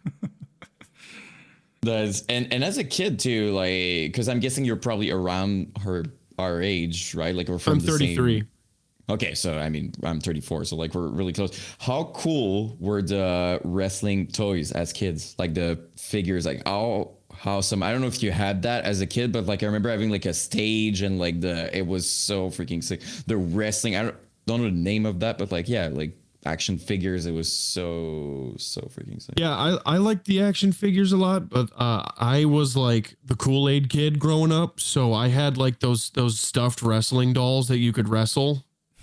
Okay. And when you pin them, there's like a pinfall count and everything.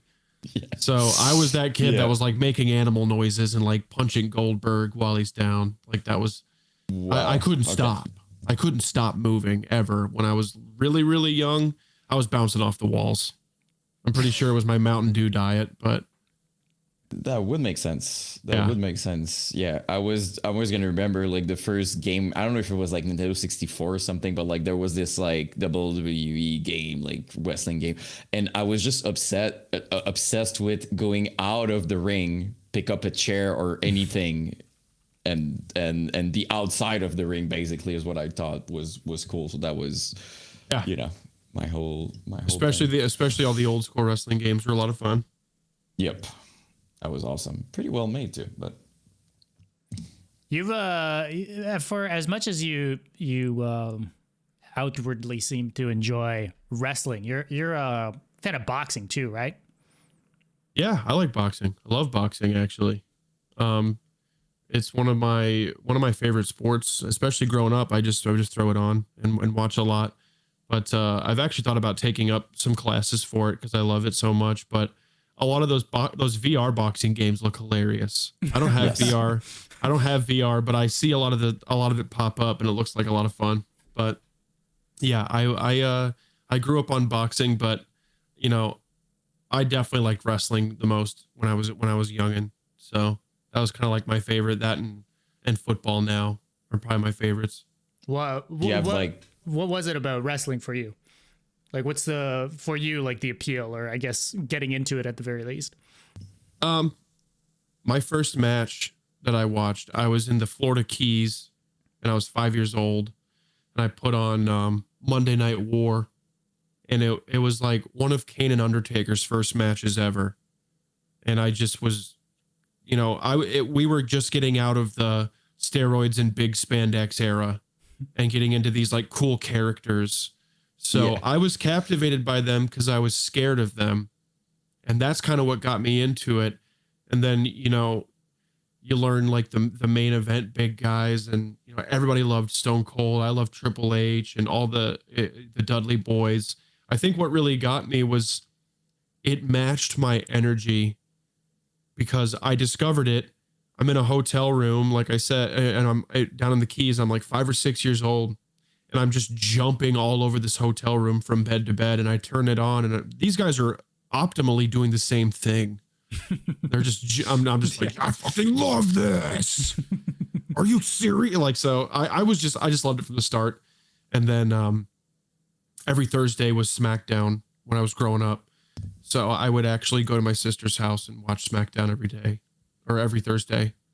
And then my aunt took me to a wrestling match when I was like 9. So I loved it since the start. Is there something like, it must kind of be like, you know, watching a music video or watching a live event versus seeing it in person. Like it must be pretty cool to see one of those events live with like the audience and shit like that. Yeah. That was in 2002 or 3. So I actually watched one of Chris Benoit's last matches before he died. So that was pretty crazy. I don't know if you guys know the story about that wrestler, but I think I do. So there was a wrestler named Eddie Guerrero. Eddie Guerrero died. And then Chris Benoit kind of lost his mind because I was like his best friend. And from CTE, from all the head injuries he took and the steroids he was taking, he killed his family and then killed himself. Jesus fucking Christ. Yeah. That's I have a Polaroid of him that I took of him. And it's just, even the aura in that picture, you're like, dude, that guy's fucking scary as shit. Because he wasn't like a scary wrestler, you know, he was like a technical guy and stuff like that, but he just had it. You could kind of see that dark bubble around him. He was dealing with it. Mind, yeah. But just like little memories like that. Yeah. I've always liked wrestling. I mean, it's sometimes it's super corny, but you know, nowadays it's decent. I just, you know, I'm probably holding on to nostalgia, you know, with my love for wrestling. So yeah, I was kind of wondering that, like what the state of wrestling is now, you know, versus back then, if it was still cool, or if, you know, people who enjoyed it in the 90s are like, nah, this is something else now, or still hyping decently. Yeah. And you know, you guys made me realize I need to get a new camera. I look like I'm coming through a PS2. That's the vibe, man. Matches the vibe. I'm talking about. I've got the PS2 iToy, and I thought I got the good one too. I got it like last year, and I'm like, this one's gonna be great. Yeah, I was wrong. Elgato scammed me $120. Elgato, you owe me a new camera. It's truly though, it's all in the lighting. I will say that. It is. The front lighting is good, but you guys, those are probably 2 or 4K cameras, right? That's my phone actually for me. That's his phone. I'm on a nice camera and a nice lens, but it's a 180 thing. But I'm on a 1080p fucking Elgato face camera. I'm on a webcam, you know, but we're over here vibing. We're working with it. Absolutely. Oh, dude, entirely. I got the 200-year-old dresser in the back. You know, this is This is what Far we from got. being the worst image we had. Like, I'll be honest. And no, I think it's for the same reason. I was looking into like cams and stuff, and I realized I'm like, I have a iPhone like 14 Pro. I'm pretty sure that cam is probably gonna look nice, and It does. Yeah, it looks good. great. I got to So get me a new phone. Mine is in 10,000 pieces, so I think it's time after 6 years. oh, maybe. I maybe. feel you that. I feel you on that though. I'm the kind of wear out a phone as much as I can. If it works, it works. For sure, that's where I'm at right now. We're hanging on. It is. It's cutting my thumbs open, but we're good. You know what I mean? Still works. So Still works. I want to. This is going to be a drastic change of subject here, but I have to ask. We have to talk about this. Yeah. oh, Death metal fat cat. Huh? I want to know more, man, because that shit went completely batshit viral back give in us the the day. lore. It's like a piece of deathcore history. So we need the got to lore. know anything we can about it. Yeah. So I mean, my friend just had like a super overweight cat, and I would hold it on my lap, and sometimes it would sit there for hours, and I would play with its paws, and I think he was just playing a song. I started playing drums to it, and this cat was just like falling asleep on my lap. Really, at no point did the cat feel uncomfortable, because if it did, I wouldn't just be like, "You're gonna play drums, kitty. You're gonna fucking play drums, or you're gonna get famous." You know, I actually received death threats from PETA. They emailed me my home address. Okay, you're not kidding right now. They really wrote to you. I thought it was like thought it was a joke you were making. No, it was real. Yeah, they were like, "We are gonna fucking hang you by your ankles and beat you with a stick." Yeah, they didn't Please like. tell me it's a joke. No, it was real. It was pretty uncomfortable for a while, but I laughed it off. Okay, sorry. My mind is just blown because in my mind it's like a professional organization. They're training you. I'm like, what? Like, what is? Dear God. Yeah, that's me in a Rings of Saturn t-shirt. So here's my conspiracy about this. Right, 2012. There's not much promotion going on for metal, right? Nope. And then Katy Perry retweeted this video on Twitter, and it got millions of views and tens of thousands of shares. What happens to Thy Art Is Murder 6 months after this video drops? They have the most successful album release in their tenure as a band. They release Hate 6 to 9 months maybe after this video is released. These guys got on top of the map and were probably the most popular deathcore band for a little bit there. For maybe at least a year. Hate was the most popular thing. Everybody was playing it. Katy Perry reshares it. Perez Hilton reshare it. Like, all these celebrities start getting in on it. I honestly feel like I had my hand in helping death metal and deathcore sort of reach the mainstream a little bit for a second there. It was sort of reaching the mainstream, and I feel like I had my hand in that. I also feel like I had my hand in giving Thy Art Is Murder like tens of thousands of dollars in free promotion doing this because at the time, 3 to 3.5 million views on YouTube is huge. I was on the front page of Reddit. Things were going really well. And I was asked to be on Ridiculousness as well. But it never made it onto the show, but it was still cool. They bought the license for the video and all that. They had it like locked and loaded. But I honestly, if I put my tinfoil hat on and you see all the things line up, I feel like I set Thy Art Is Murder up for a very successful album run with that video. This is a loaded... I'm not trying to toot my own fucking horn here, okay? I'm not going to sit there in my 80s and be like, "You never heard of Thy Art Is Murder before, boy. It was because of me." No, I don't feel that way, but I definitely feel like I had my hand in a very specific area there. Now, just to add on to this, that's all cool, fine and dandy, but the success of Thy Art Is Murder's Hate album is largely divisive amongst this camp, as in regards to potentially killing deathcore, as it were. Really? for its production style and like the kind of the big production. Yeah. Like that Will Putney sound, like super. I hate using the word overproduced, but everyone understands what I mean when I say it. That kind of general sound, kind of every deathcore band ever started chasing that sound, even from the style of riffings and breakdowns and stuff. Like the second Hate blew the fuck up. And it kind of fundamentally changed like the general DNA of how deathcore sounded at that point. For better or for worse, depending on who you ask. So I'm just saying because that's they extra implications. They set a trend in how it sounds for sure, but not like influencing bands to sound like them, but influencing producers to step up their game. And I feel like it took that raw sound away from deathcore, because now you have a lot more guys that just work out of home and their stuff sounds top fucking tier. So I feel like that's where the wave of I can do this from home and do a damn good job at it. And like, you know, people don't have to go to the studio as much because their buddy does it in house and he's been learning a bunch and it's good. But I definitely feel like, I see what you mean, how that influx of like very overproduced, heavily produced deathcore started coming around that time.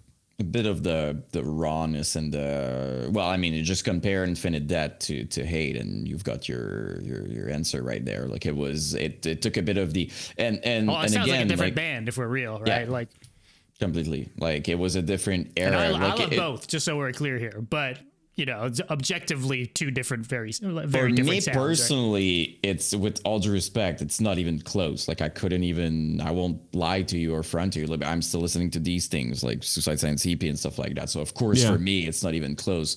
But a big part of the appeal, at least speaking for myself, was that rawness. I think that's what kind of separated deathcore from a lot of metal back then. But again, it would be unfair to discredit what they did, because it basically revived the deathcore as it was kind of fading away. I remember when they released like Ring of Darkness, and then we learned today the Fat Cat, you know, played the role into it.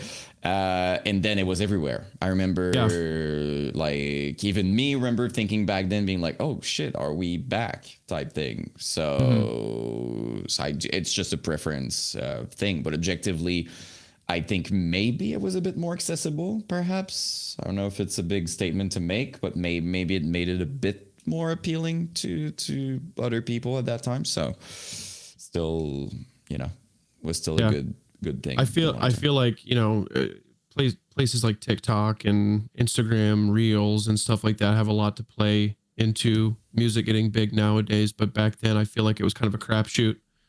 That you know, this same thing with Traitors. It's like I feel like we were just at the right time, right place. You know, the music was just so outlandishly sludgy and slow.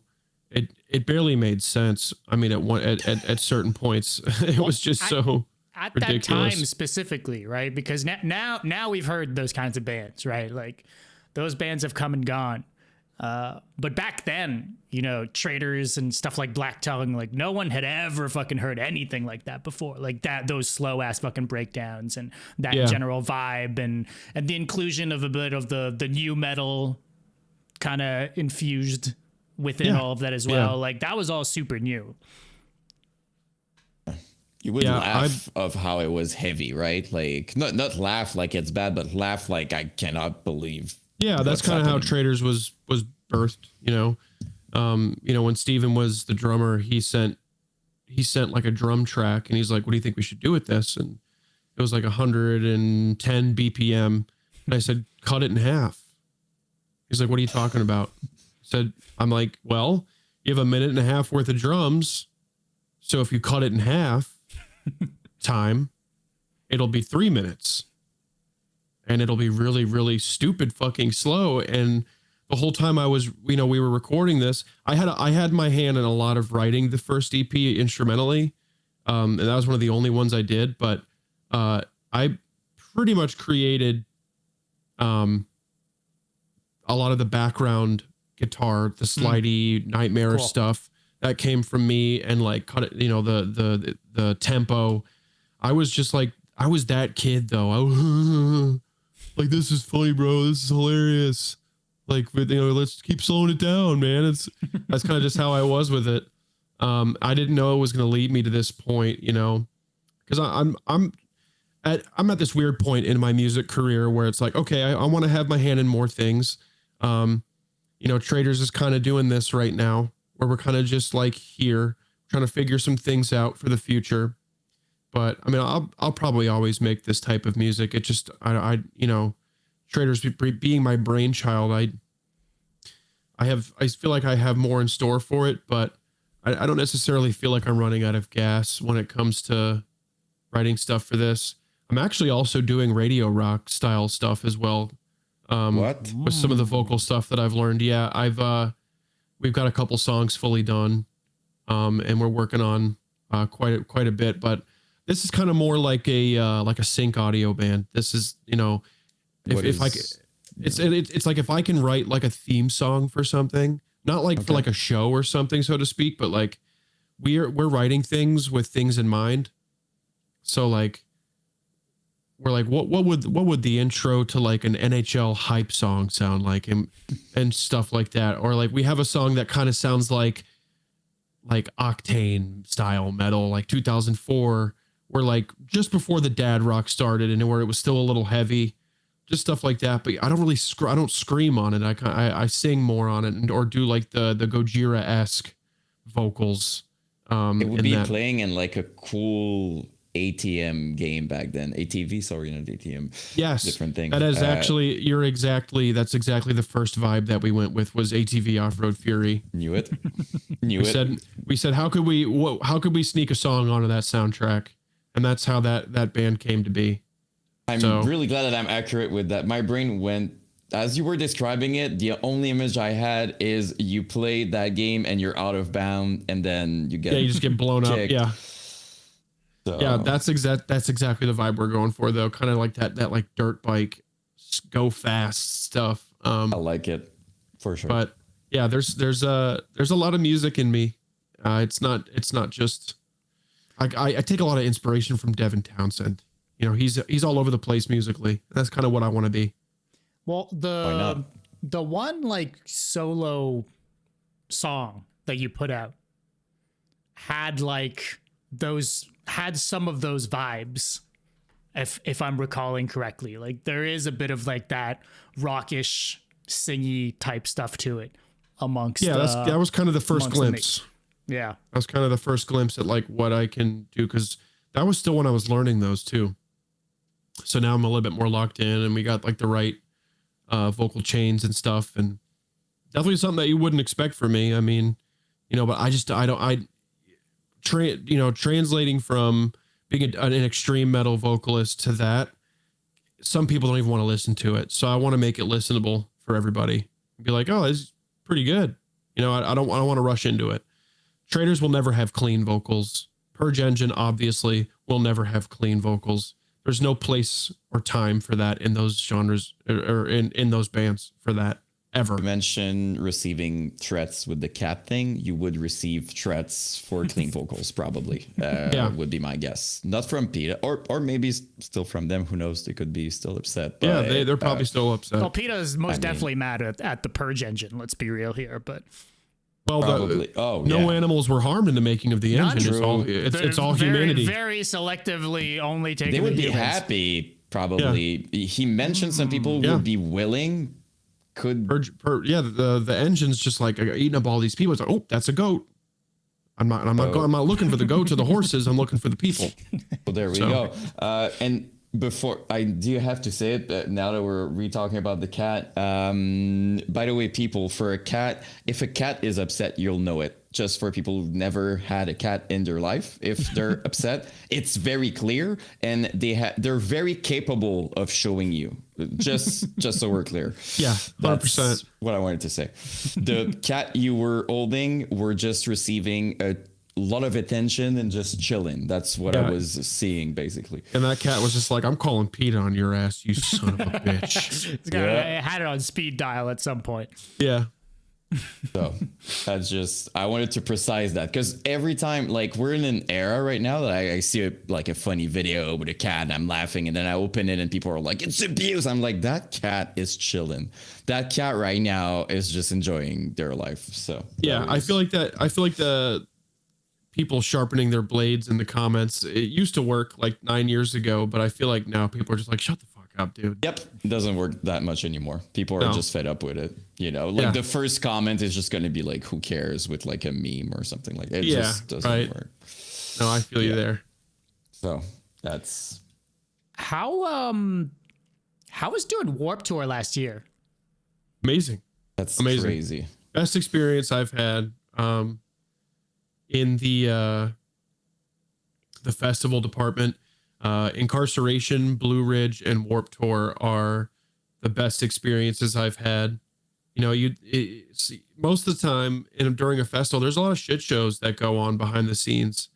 Even So What? I mean, they were awesome too, but this Warp Tour was a football stadium, and I thought it was like in and out of the stadium, but it actually was the stadium was for artists only. So like all the catering and the green rooms were all the club suites in the stadium, and then everything else was done in the parking grounds. So it was just really well done. It was really calculated. They had just everything that you would need, you know, 3 hot meals and just everything. It was just so well done. Awesome experience. How was playing the set? Because I think I saw you mention somewhere as like the biggest show you've ever played.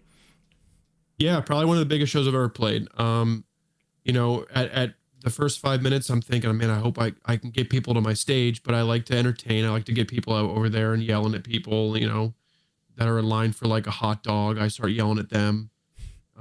Just try to pick people out of the crowd to get attention to the stage. And I'd say by halfway through our set, reverse heckler. Yeah, I'd say like about halfway through our set, we had a really, really big crowd. So that was cool. And we were facing the entrance too. So that was a big help. That's also very heavy for Events Warped Tour. Let's just be honest, like extremely heavy. Like you got to remember, like some of those people are there for like you know what I mean? Like, I'm going to see like, I don't like Newfound Glory, and then like Traitor, like there's kind of a gap between both. So yeah, it was really heavy for Warped, but I feel like it just did so well, because I always like being the band that sticks out like a sore thumb. And we've taken a lot of metalcore tours because of that too. It's like, well, we're the different band on there, and I think people will love it. I think they'll latch onto it. I think it's smart, because you're surprising people. And sure, some people are going to be, but a lot of people, you never know. It could also be their gateway. They hear that. There's a first time, we forget about that, but there's a first time that we came across very heavy music, and we all went through listening to a song and being like, oh, maybe that's too much. And next thing you know, we're here. So I remember fully thinking that the Devil Wears Prada Texas is South was very heavy when I heard it in like 2006, thinking, that might be a bit much, and like look at my wall. So it's you never know. You could be super heavy on the moment, and next thing you know, you're their favorite band like a year later. So I mean, it's also just playing in front of people that aren't your fans, right? Just point blank, just that fact alone is usually always a net positive for any band, right? Like ideally you're not playing in front of only people that already know about you. Like it's cool to service the fans, but at a certain point, you know. Yeah, I can't wait to be able to play Purge live, you know, because I know it'll eventually probably happen at some point. I just don't know when, but it's just so different, and I'm ready for that challenge, you know. I feel like Purge has a lot of potential because it has that current vibe, but also still like an old school vibe to it. So I think people are really starting to latch onto it, but I don't think people believe that, you know, because a lot of people know, like, oh, Traitors is his main thing, so Purge Engine is going to be a side project. Like, I don't know what Purge Engine is going to be, but I do know that, you know, in the next 2 years, we'll have 2 releases out for sure. The EP is coming very soon. The announcement for the EP is coming sooner than that, and the new song is probably about less than 3 weeks out. So it's right around the corner. and I can't wait to share it with everybody. So Not a side project. It's like another main project. Yeah. If that makes sense. Yeah. I mean, and the cool thing is everything that I've learned, I can apply it to this, and the resources I've gathered and the people I've met. And, you know, I want to steer it in the right direction without getting too many hands in on it and, you know, too much tied up, but we'll see what happens.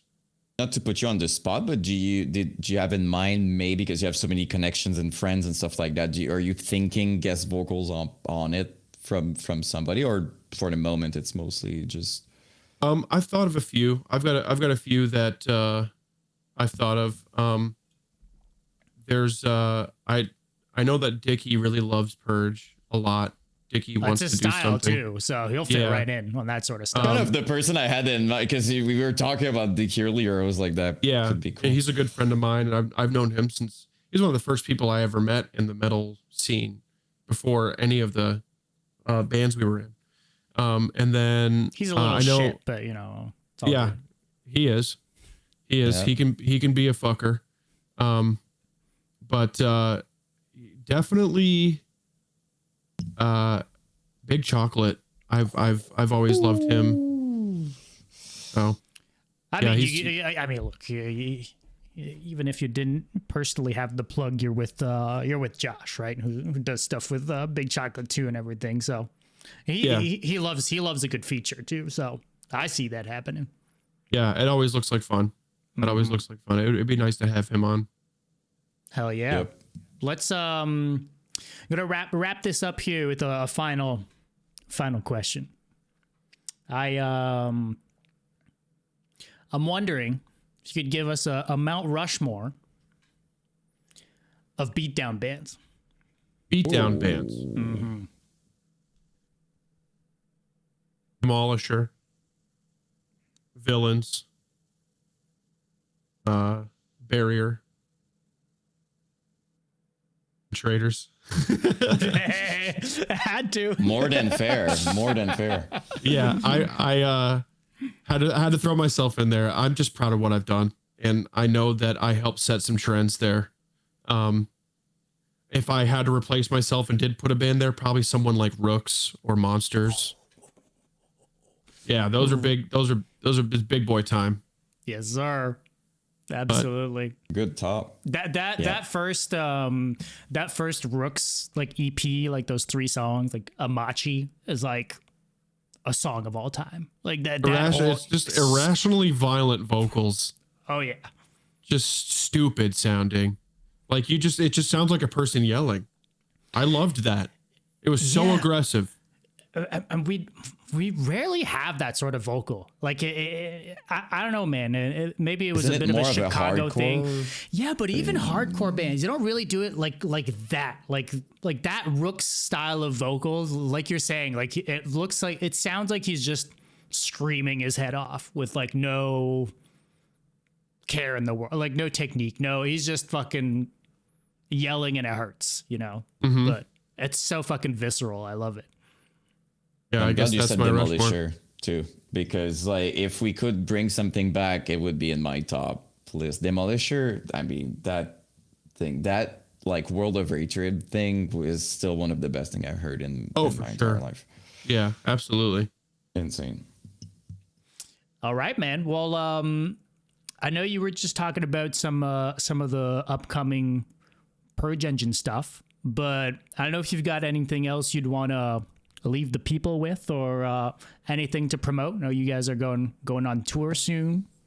I said it earlier. Traitors is going on tour with Last 10. I'm stoked for that. We're also doing that show in Chicago with Victims. We got a couple more tours planned for like the June area. Purge, and then so Traitors has a new EP this year. I'm trying to get a new song out in the next like 5 weeks for Traitors. And Purge Engine has new EP, and we're already working on the next release a little bit as well. There's some ideas we're throwing out there. So just kind of keeping busy and, you know, keep in touch, you know, with me peeps. It's just going to keep making music. Hell yeah, man. Well, dude, thank you so much, man, for doing this. This is fucking awesome, man. And I gotta say, there's a lot more we could tap into. There's a lot of other lore and things we could talk about. So I would love to eventually have you back on. Maybe once there's some new traders. Yeah, you guys can have me another time. Purge Engine stuff, man. This was cool. So I'll have a better camera than a toaster oven, and we'll be good to go. Well, look, if you it's really don't, not that bad. No, yeah, and if you don't, just let us know ahead of time, and we'll adjust to match you. Okay. Yeah, we can Sure, do that. maybe I can make it better. People halfway. Oh, there we go. Oh, I should have been that the whole time. Hold on, I like to get just the. There we go. Not even sure if I can do this with my. I think I can. Is there a zoom? Just get closer. You see how much better your camera looks? I mean, come on. What the fuck is this? It's yeah, but it's kind of unpleasing. You see all the pores and all the bullshit. So sometimes it's nice to have a little smur. But I love it. But yeah, thank you guys for having me, man. I appreciate it.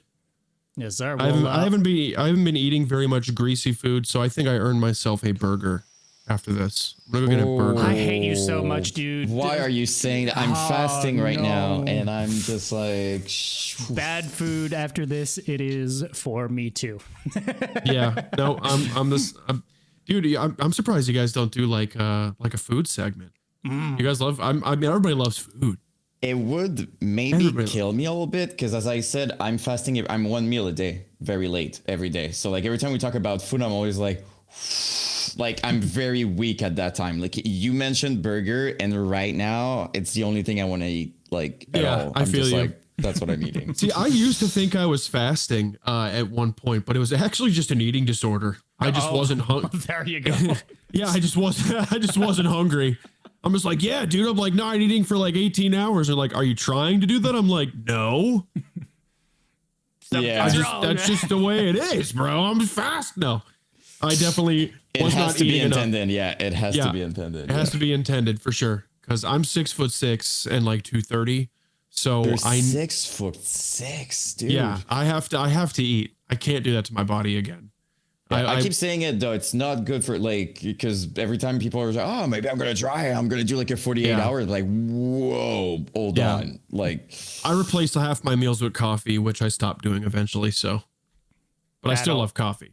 I'm not, of course, we're not taking that out of the diet, but yeah, thank you guys again for having me, man. I really appreciate it. You guys can hit me up anytime. Hell yeah. Awesome. We'll do. Appreciate you, buddy.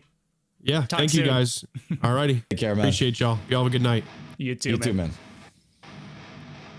If you made it to the end of this episode, thank you for watching. And hey, while you're here, hit that subscribe or follow button and a review. If you're watching or listening on a podcast platform, it would mean the world and it helps out more than you know.